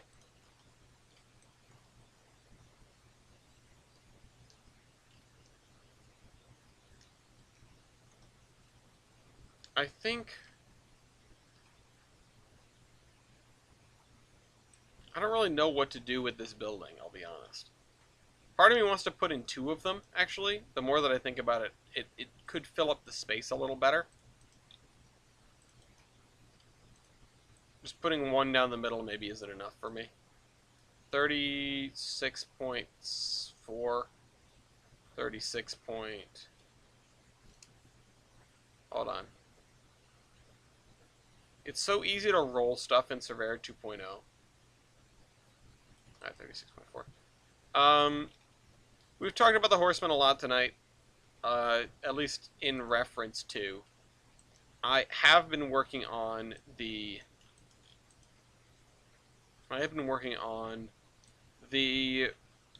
novelized version of what was supposed to be the motion picture. I've got like 6 pages or so, but it's like a chapter and then 1 page, plus a title page and stuff, which is blank because I haven't wanted to bother to fill it in. And I will be debuting that at Coffee Shop next Monday. If you guys want to hear it, I would tune in or pop in. It's, you know, fan rank and above sort of situation. Everybody can come in and listen. Let me do this. Macadam. Can I get the one side, please? No, of course not. It's the 38 foot? It is. It's 38 foot, and I don't have the one with the one side. Are there more of them? Yeah, coffee shop's coming back. The event is posted. It has been posted. Um, Give me this gravel.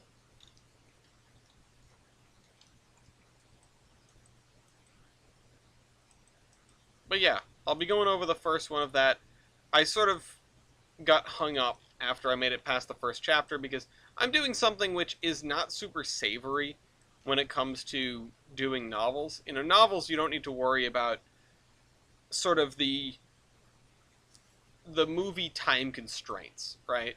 You don't need to worry about, oh, we only have an hour and a half, 2 hours. It'll be available in the document. You. Um, but you only have an hour and a half, 2 hours to sort of get all your point across. You know, 3 hours if you're Marvel. Um, and in a novel, you don't really have that. You can sort of make it as long as you want. I still am acting like I have a reason to skip things. And I did do something a little bit egregious, but I'm sort of avoiding it for not retracing my steps. Uh, I suppose it'll make more sense when I actually read it aloud, but a story could get told, and instead it's just like, the story was told. You know, it's a lot of tell and not show. It's not super good for what a novel should be. Um, that's why I do a series instead of movies. Yeah, book series, an HBO series. Yeah. Um, I couldn't see HBO. I need to scoot the window over more. I don't really know what to do with this. I don't know if I like two or one more. Two seems cluttered. One seems like too much empty space. Honestly.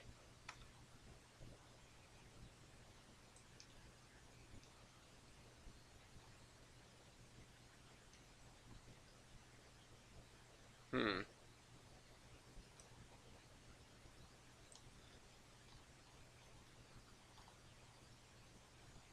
I think I'm actually going to cut this road back. Can I cut one in half? No, I cannot cut them in half. Unfortunately, they are singular buildings. I cannot cut them in half. Worst thing HBO will do is say no. Yeah, I mean, if I'm going to be pitching anything to anybody here, it's going to be like the Housatonic. But I need to rewrite that script too. So that's one. It's one thing in a list of a great many things. Hmm. Let's see.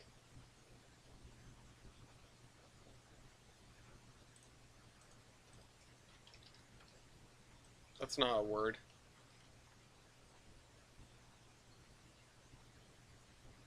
Superimpose a different building over the half. See, then it'll just make it bigger though. It feels cluttered, you know. Oh, this actually looks kind of fitting, if very small and not helpful to what I'm trying to do.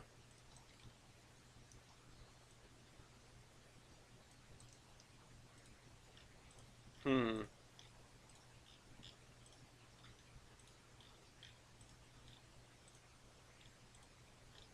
Let's see. Gold Rush Store. The low res one apparently is third party, but this one's on the DLS.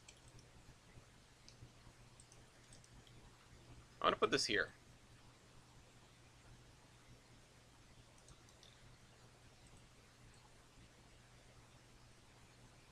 Doesn't really belong here, but I'm putting it here. And then I'll actually put just a pair of fences to sort of delineate the edge of this. If I can get some good chain, if I can get a good chain link fence in here. I know I had one.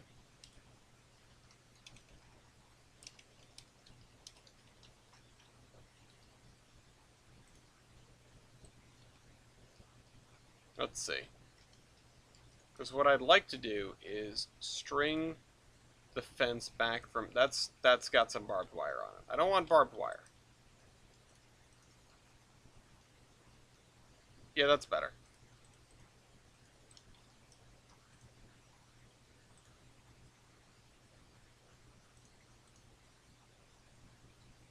So here, and then to here, and then to the street.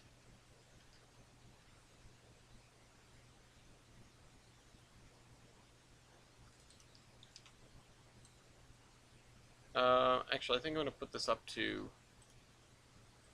instead of there, I'll just go all the way to here. Because that'll make it a little bit straighter.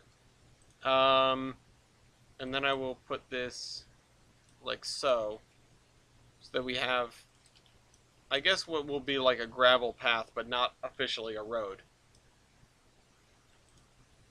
Where's my gravel road? Oh, it's right here. Give me this. It's like an alleyway, but it's not actually contained at all by buildings. Alright.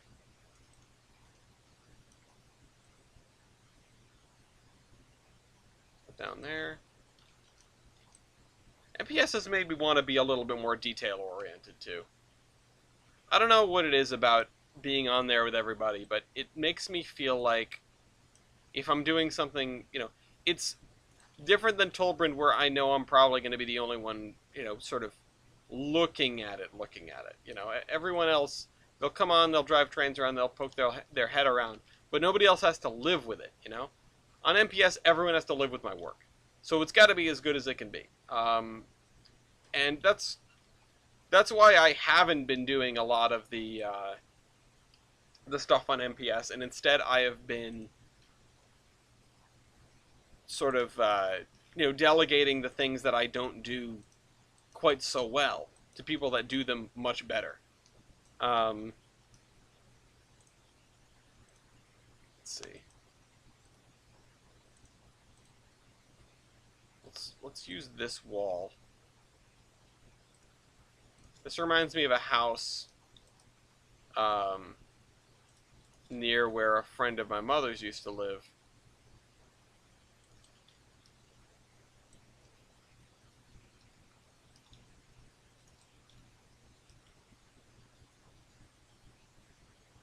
This is going to be like an old servant's house then, so...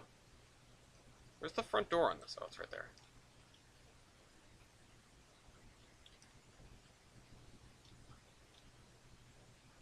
I don't really know where to have the wall go, or how far to have it go. Maybe like to there. Just like a double-sized block, I guess.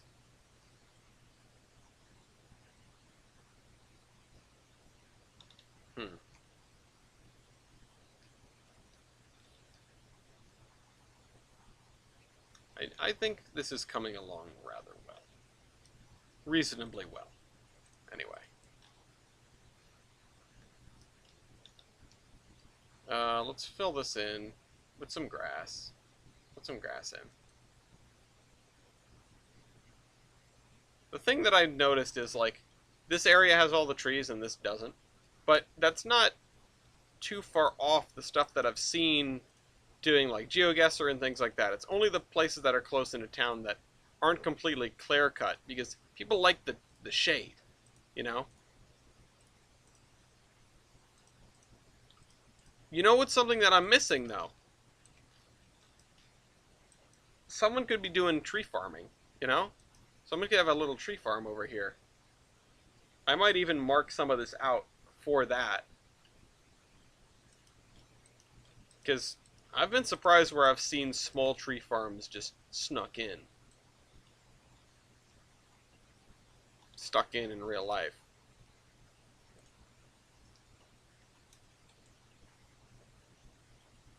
I think putting a tree farm over there would be cool. Small one. Okay. We're going to do one more thing, and then we're going to start the AI. And the other thing is spreadsheet related, so if you're going to bail out, it's time to do so. If you don't want spreadsheets and AI, if you're just here for the building. If you're just here for me, Stick around for the most part. So the switch lists. This is our sort of thing. This takes in numbers of industries, or it copies in the list of industries from here, which is why you have Bellington, Gilson, GMR, Meridian. If you go into here, you have the same thing on the producer side: Bellington, Gilson, GMR, Meridian.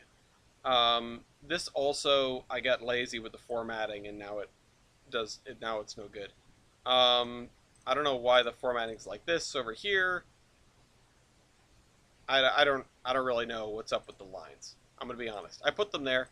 I don't know what's up with them, and now they're gone. That's weird. Um, I'm gonna do this. Can you? Oh, that's why I wasn't all the way on the end of the screen. Get rid of this, please. Okay, why? What is up? What is going on with the formatting? Um,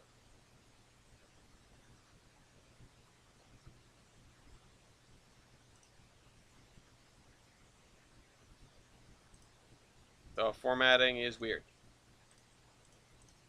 That.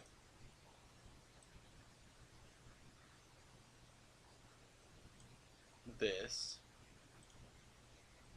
It's doing it again. Let's just put the bottom thing here. And why is that? Why is it like this? Oh boy, this is gonna be. I really came on here to fix one little thing, and now I'm staring down the barrel of this formatting. I just want it to be the same. I want it to be the same on each thing. Come on. There. There. That's the same. This is not the same.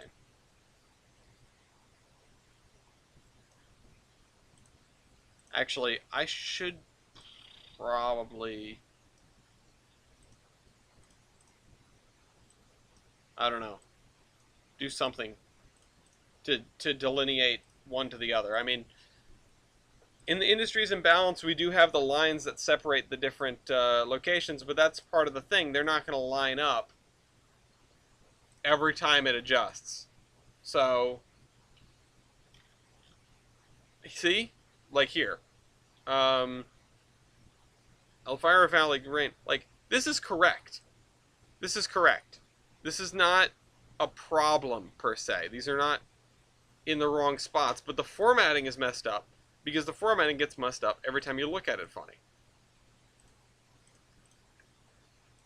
And I'm just going to mark that right there so that I know when it moves.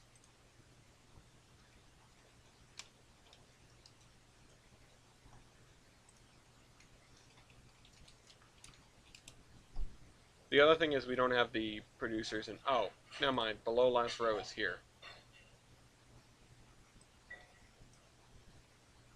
Let me just write this here.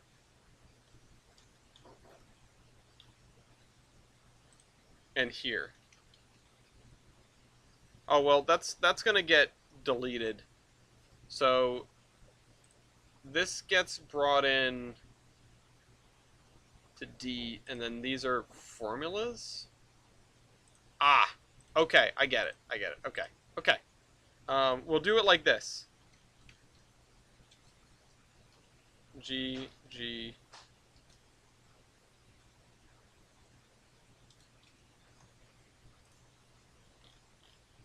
Ah, okay. No, I don't want you to do it as a formula.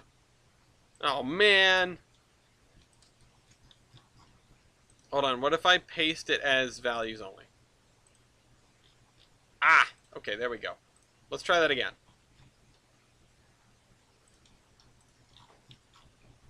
Let's have it do it. V, G, G, G, smart fill. I do find it crazy that it does use a formula, like it makes up a formula to do it. That's kind of cool. That's actually really cool.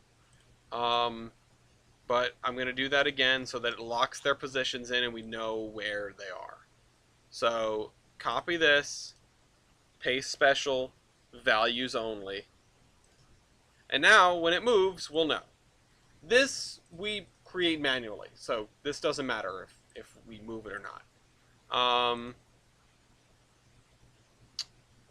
Where's this? Okay. Mlol. The thing is, I don't even remember what half of this means. Save as. I'm gonna upgrade the version number because I made the copy to stick around it.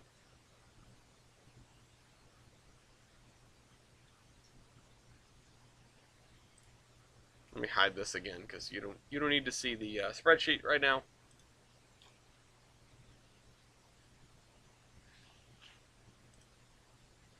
What is this?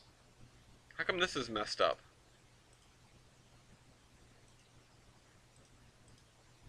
And now you guys can't see what I'm on about. Mason Valley Yard Track 1 takes out 3 carloads and 8 cars. But it isn't marked as to what train. Huh. We've only got half an hour, so really it's just half an hour to see if something derails. And I will double check the session here and set the rules and then wait for derailment to occur, and it sets the oh, well, that's on purpose. So it waits for the other thing to fly off the end of the track. So that's not quite what I'm looking for here. This should set it to 1561. Yeah. Okay, I'm going to exit Surveyor, save, overwrite new session.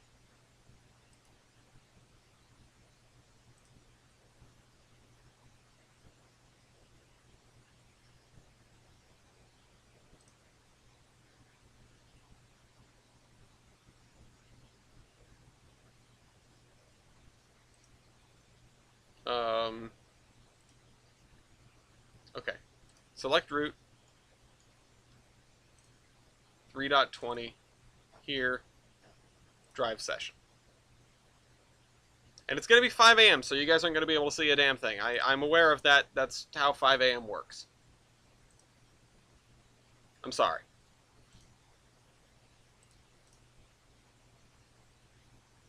It happens to be dark out.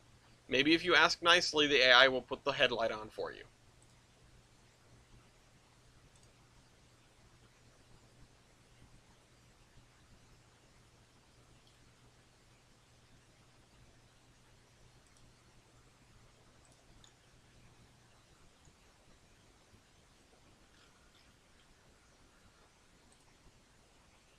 Let's see. No train selected. I am in the void. Where are the trains? Oh, there they are. Why does this not have a driver?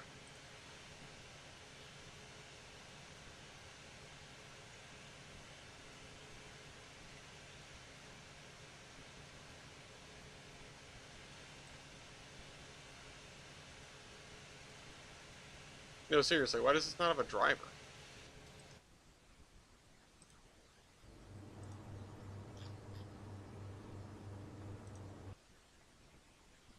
Oh, because I didn't tell it to give drivers to the blank locomotives that only get their things from the track marks that they're sitting on top of when they start.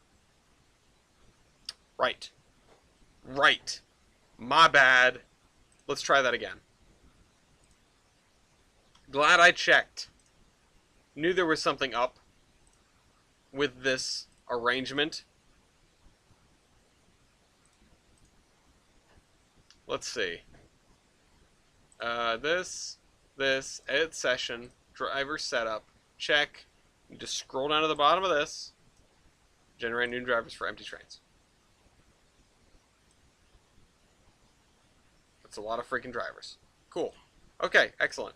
Um, exit surveyor, save changes, override existing session.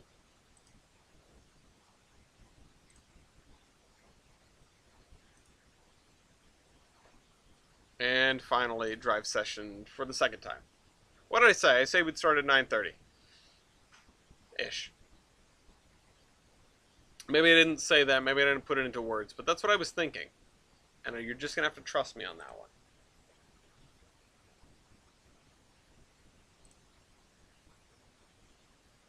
Oh my everything. My neck has been killing me. It's been tough to like check over my shoulder when I'm driving. So I'm just gonna have to, just change lanes without looking. You know, that's fine.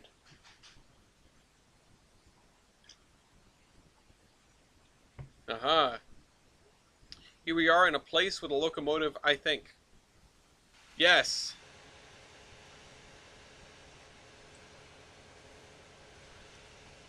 Gosh, it's loud. Okay. Um, again, we only have half an hour, so I'd like to keep an eye on something that's doing switching. Oh, I don't have consist turned on the map. You, my old friend, our old friend here. I'm not sure the derailments ever happen until like halfway through, but or longer than a half an hour through. But who knows? Maybe we'll get lucky or unlucky. Honestly, it's just a thing. If it makes it through this first half hour, first of all, it's running so much smoother. Holy crap, Tolbrin has never run this smooth. Like literally never. But does this still disappear when you get close to it? Yeah, it does. No, that's not a graphics card thing then. It's like an LOD thing. Oops. Wasn't me.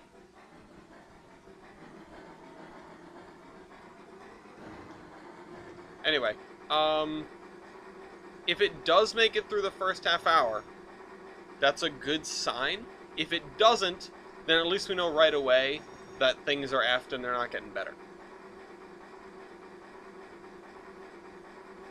So, we could always keep an eye out for this, or, expect that to derail and then go look at something else in the meantime, which... Where's, oh, right, because it doesn't... Dirt. Does something come out of here right away? Does it? Wait, wasn't there a locomotive in there? Maybe not. Maybe yes, maybe not. Can't remember. I thought there was a freight train that went. I thought there was a locomotive with a caboose on the front of it. There it is! It depends. Of the 2 people here, 4 people here, what do you want to watch? Do you want to watch this guy run up the main line? Do you want to watch the other guy go up the branch line?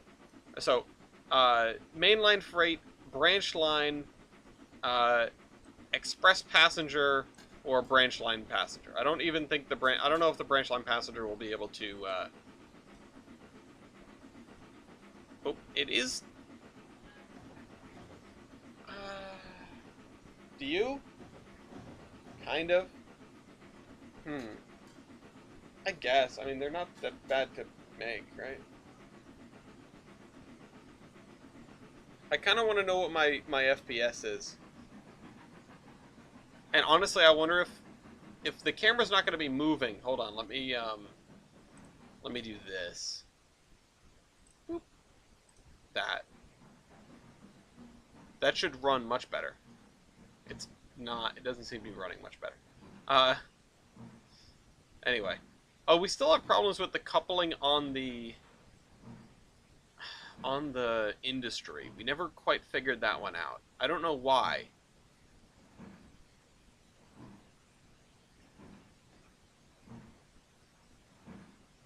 Which service will be in a more asset-heavy area? That's a really good question.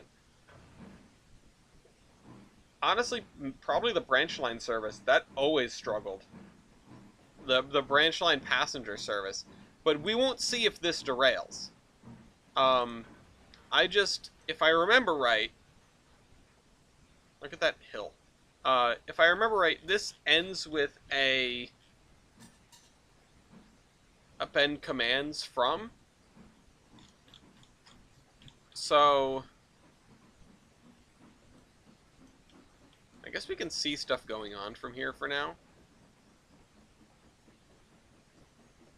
Yeah, this should be stress testing. It would probably be leaving the thing on. Would probably be leaving the, let's see, this setting on, right? Process objects behind the camera. It doesn't really seem to have that much trouble,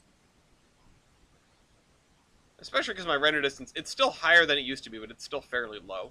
Or it is higher than it used to be, but it's still fairly low, rather. Um, and yeah, I don't know.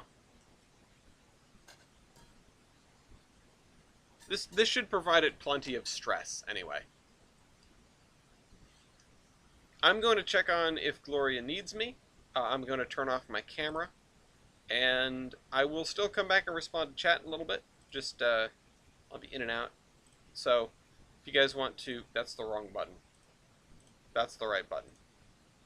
Just keep an eye on this, you know? If it randomly jumps to another locomotive, there's a really good chance that something derailed. But something will derail in, half an hour, 45 minutes.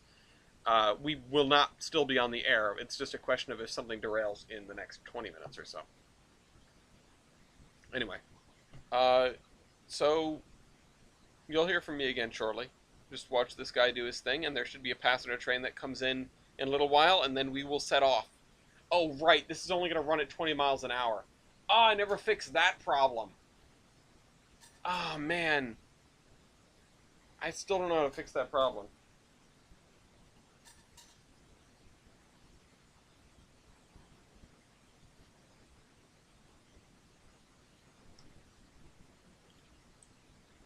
I don't know. I don't know exactly what to do here.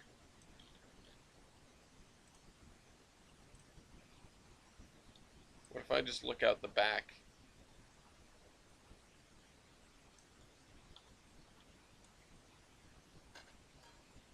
This might be a nice view. You'll see the train coming up from behind.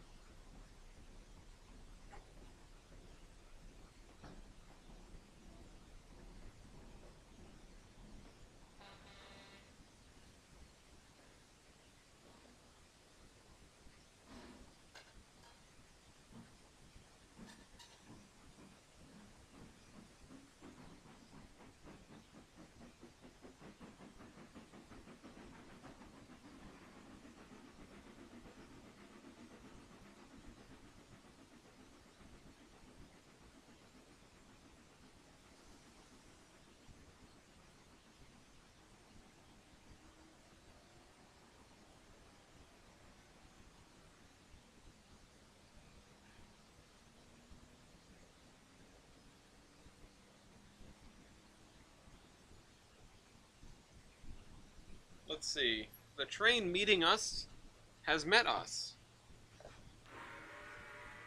And it sounds like something is about to leave, I just don't know what. The freight train is still there. Oh, there goes the other passenger train. So we'll be leaving here shortly.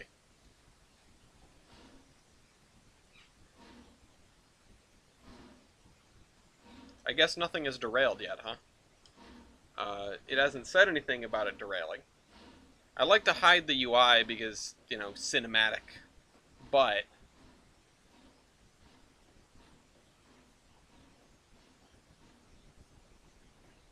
hmm.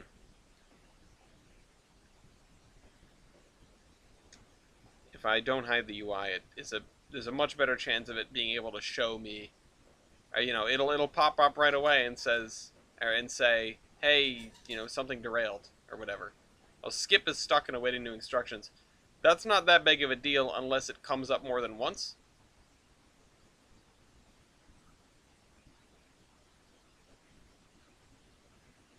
I mean, there's no reason I should just let it sit here and look at nothing while I'm here. Um, Here comes Skip, maybe. Are you Skip?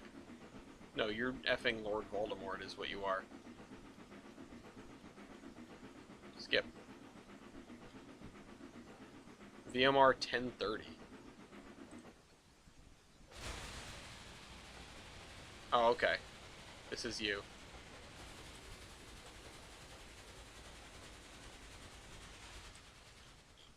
You are heading towards the bridge. Oh, there's another Skip. Oh, this is you. You are Skip. You in fact were stuck. Just to the creamery shunt. It is running so much better than it used to. It's insane. Let's see, it's waiting for 5 minutes.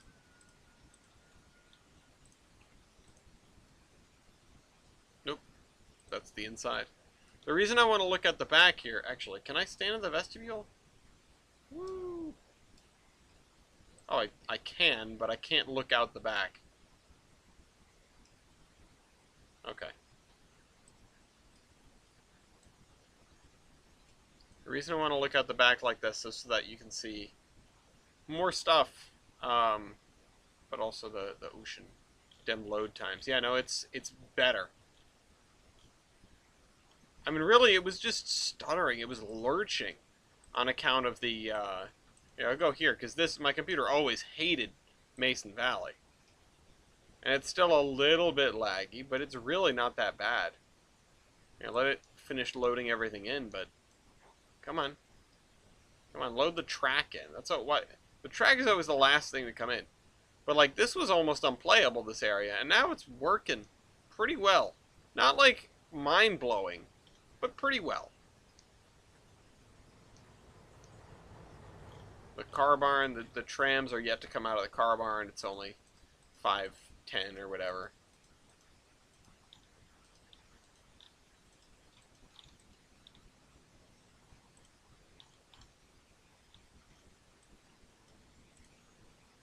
I still don't know what makes it do one instead of the other.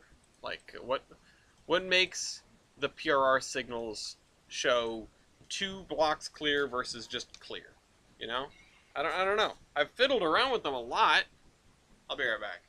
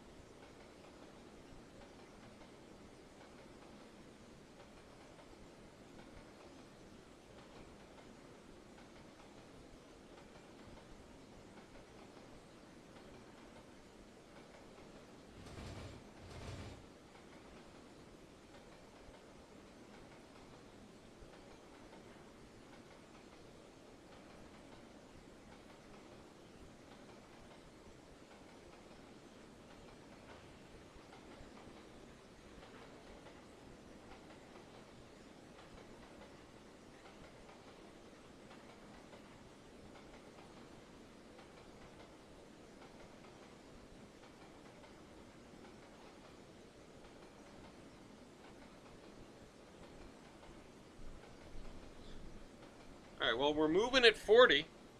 That's a good thing. We will probably be moving at 40 for a little while, at least until we come through the center siding, and then we're going to slow down to 20 for no goddamn reason.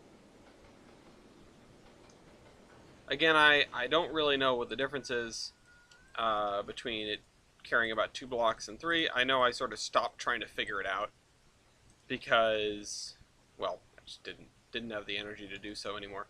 This is line ahead. Oh, line ahead is clear for 1 block. That's actually less than ideal. Line ahead is clear for 2 blocks. What are the odds it's going to slow down to 20 to do that? You know. Although this, what does this say? Line ahead is clear for 2 blocks. Why does it say 2 and then 1 and then 2 again? That's weird. I don't get it.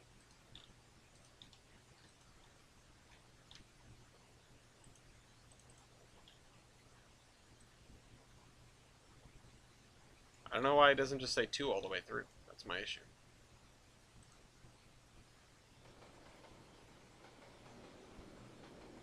But we're moving through here. It's moving pretty good.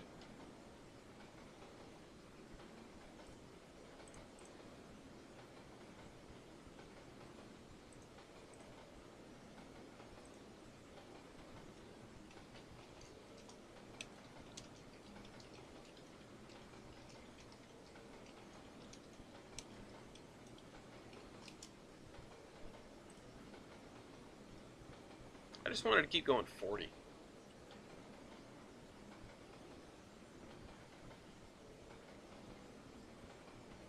I don't believe in using invisible signals for this. I want to make the regular signals work the way that they should, you know? So that might mean something else. That might mean using semaphores out here. If I can get semaphores that work better than these signals for these conditions.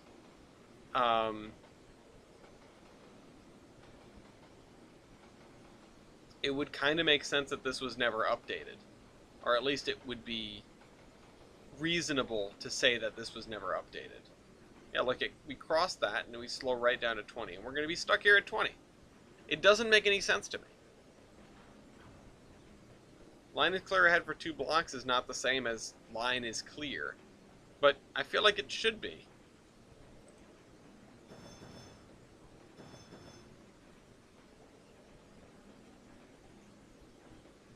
I guess I don't know enough about the signals to understand.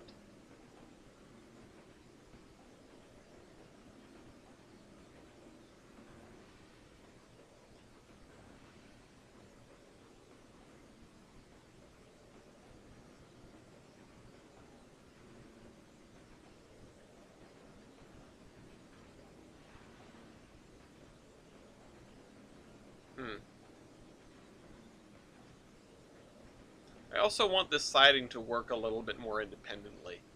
Like, I could have a set of track marks here, which I think I do. Hold on, can I turn on map options? Track markers.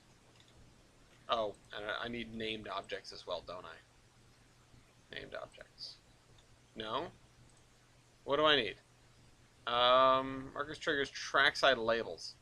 Yeah, Valley Line 1 and 2. Honestly, this should be 1 and this should be 2. Because this is the siding. I should be able to tell it to route through, like, whatever the first one available is. Oh, I don't have Consus on again. Still. But if there's anything that I've learned, it's that I really should not be letting the trains make their own decisions.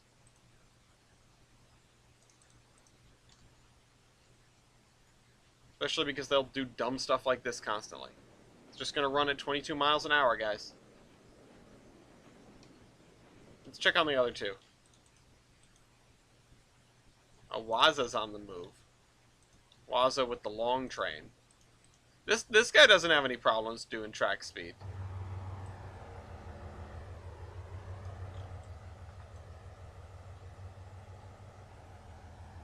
Which happens to be 25 here, but whatever, I digress.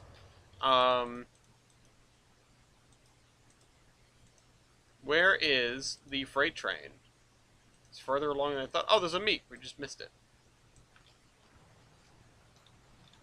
Between this train, which is running at 39, because he's running under yellows, because there's a train in front of him somewhere. I think. No? He's just running under yellows just because? Oh no, there it is. Are you the, yeah, you're the express train, that's why. I should put this guy on the side track so that he doesn't have to run under yellows. That would make sense to me. It would be a little bit less, it'd be a little bit more tailored, but it wouldn't be a bad thing, really. And you're going 60 miles an hour, which is insanity, but you're still moving. Let's check on, Jeff. You haven't crashed yet, which is good. Where is he? Oh, that's the road. Oh, here he is.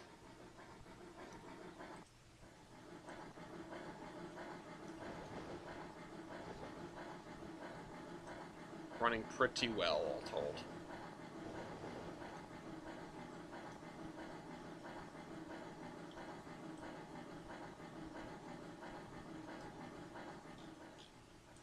The thing is, I've never watched them derail.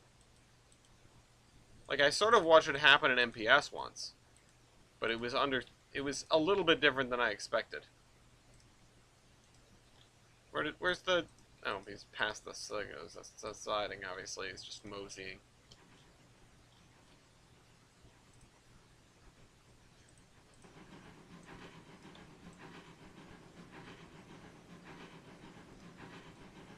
Well, that's gonna keep working.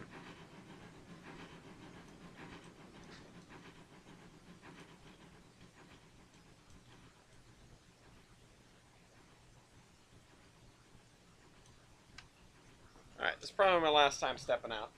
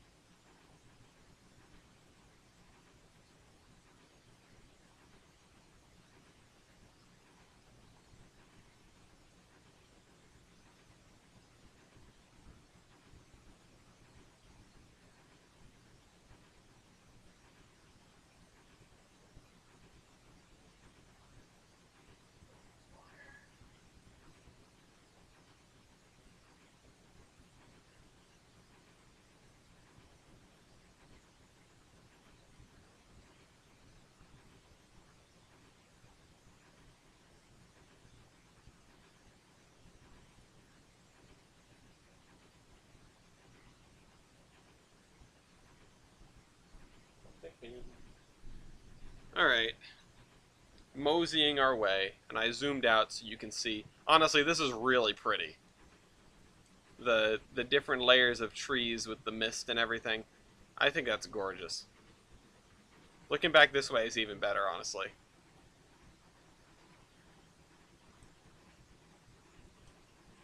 Oh, apparently we're picking up speed now. But why? There's no rationale for this. Because we're approaching this other signal, but then we drop down to 25 miles an hour anyway. This is insane.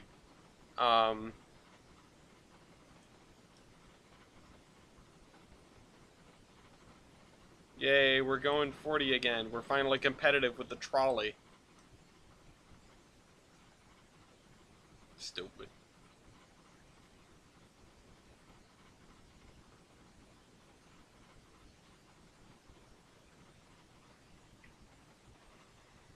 I wonder if this guy's going to be able to run around his train properly, though.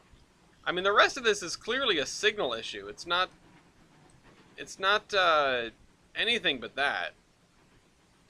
And if I can get him to do the rest of it right, if I can get the signals to work, then this line should be fine. You know, should be perfectly doable. And I think that is my call to depart. What loco is it? This is, whatever this is. It's SP Atlantic. Yes, baby.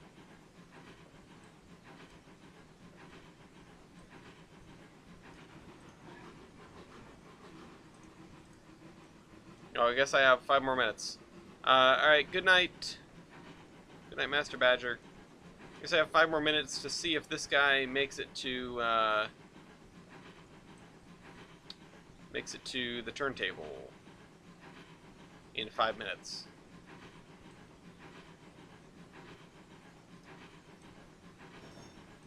There's a toxic beach. I would not want to be swimming next to the metals recycling plant. That's why there are no people in this beach. Yeah, no, it's not Lee in a mood. No, Mick says all previous tasks are complete. Lee is still doing things. That was that one.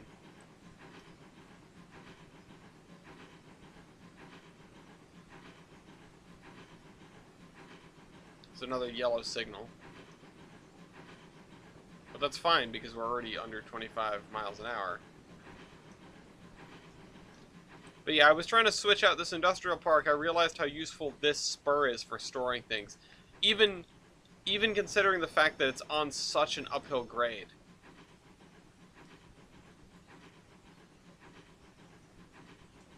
Yeah, I can feel that my computer isn't happy, but it's not...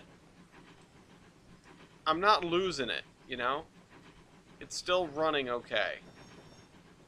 I sense a slight amount of lag. Okay.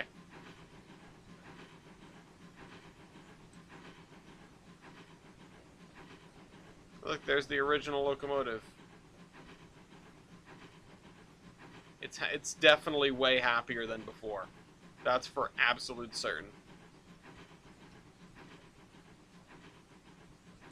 Oh, there comes the bridge just in time. You don't slow down and wait for that, buddy? You could have well, I guess you are a Southern Pacific engine.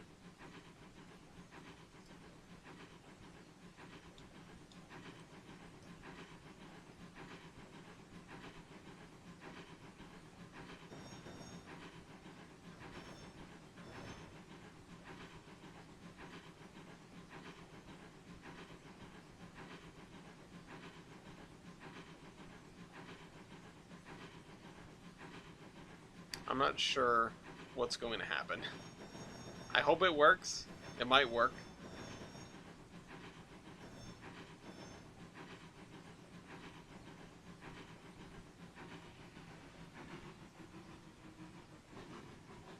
I like areas where I've actually done the work to put in all the speed limit signs and things. Not like the MPS world where it's just a frickin' mess.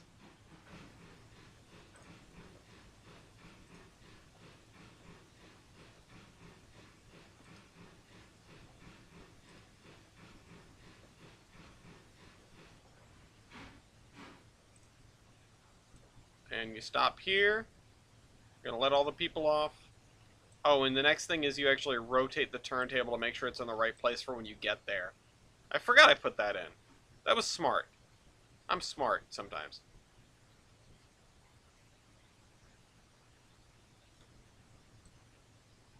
Better to do it now than later. I mean, if we've got multiple things going on, maybe we wouldn't want to let it happen so early. Because if there's like another engine that's also working this at the same time, if we set that turntable now, and then it goes and like another locomotive sets it while we're trying to get over to it, that's going to cause a deadlock. But we'll just leave those coaches there. I think one of the things is we're going to be like...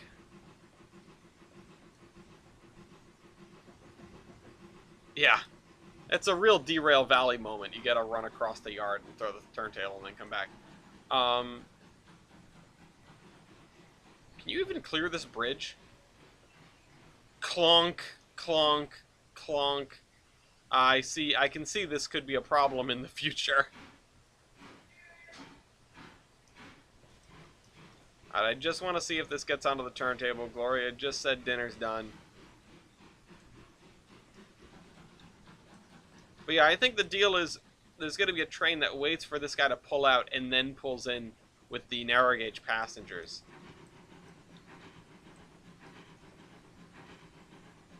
This is probably one of the passenger connections. One of the... What's that? Snake. Thank you. I'm sorry, I didn't know what it was. Alright, I'll be over there in just a moment. Yep. I didn't put in a curb cut here, so these guys all just drove over the curb. They don't make them like they used to anymore.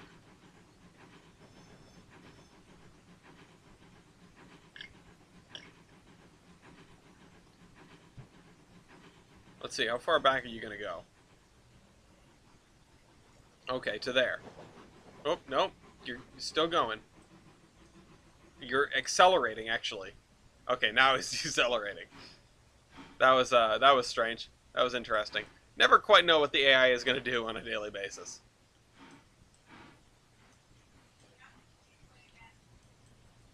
Oops.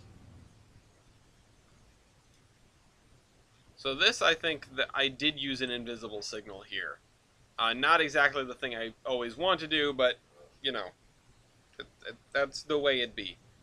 I think when I bring the freight train in, I'm going to bring it in and park it over here. Because that's what I did before. Because it's too long to go in here directly. And then I'll bring the Mikado up to here. Bring this guy out. Bring the Mikado onto the turntable, which it just barely fits. And then just go from there, I guess. Sorting out that train is going to be a real pain in the neck. I might end up clearing these things out of the yard here just to make room for it. There's a reason that the empties and the fulls don't come on one train, and it's not the weight of the train that's the problem, even though it is a 2,000-ton train. It is the length.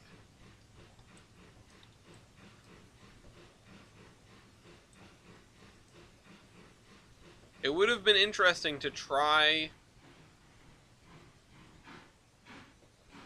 running that train with this doing its thing, if it can in fact do its thing.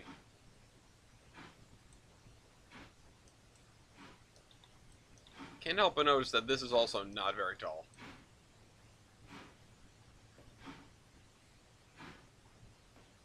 It's tall enough, apparently. Whoa. Alright, that could be a little bit farther. You're dragging the rear end of the trailing truck across the ground. Actually, it's hovering. Never mind. The turntable has magical powers. Driver Jane is unable to find express end. Why? What do you mean? Where's Jane?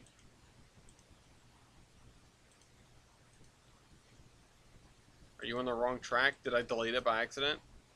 Oh, I did. I deleted the piece of track. Are you going to stop in time? It is actually stopping in time.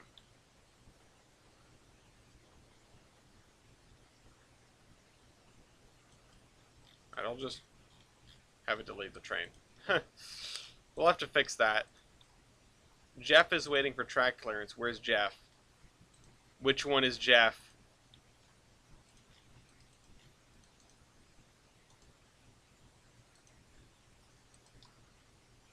Alright, where are you? Your last thing is couple of track mark, and then you get a whole spade of commands, which I think is the entire run of the train over again, which obviously we're not going to watch right now. I would like to find Jeff.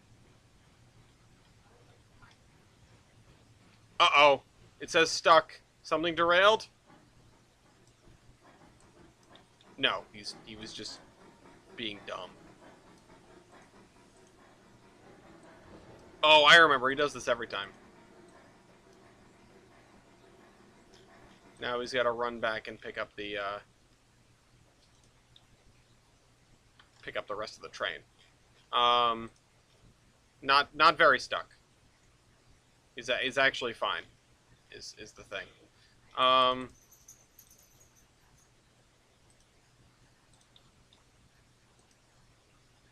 Where's my train? Hentis.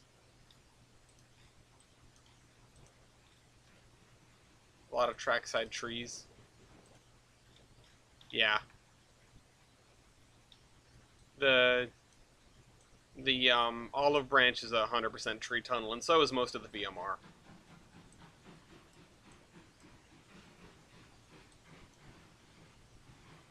Thomas and the Magic Raritisms, yeah. Just wait till you see the magic buffers. I did think about making a no AI version of the route when I go to release it, which would just have just enough AI to get the trains off the main line that are on the main line, and the whatchamacallit, the the like Gilson Eastern passenger trains would be running through at a regular interval, and that's it. Just want to know what this command does, what it loads. Okay, that's a lot. I think this is the entirety of, yeah, and it goes there, and then it waits for a train, and then it comes all the way back, and then it goes in here, and then it turns the turntable again. Okay. Yeah, I think that's right. How long do you wait? 10 minutes. Damn. It's 5:38. Okay. Well, it works. It should be faster if we can figure out the other thing. But hold on. I'll satisfy everyone's deepest desires, and then I will leave. There, it's everyone's favorite industry. Hope you guys are happy. I'll see you guys in a week. This is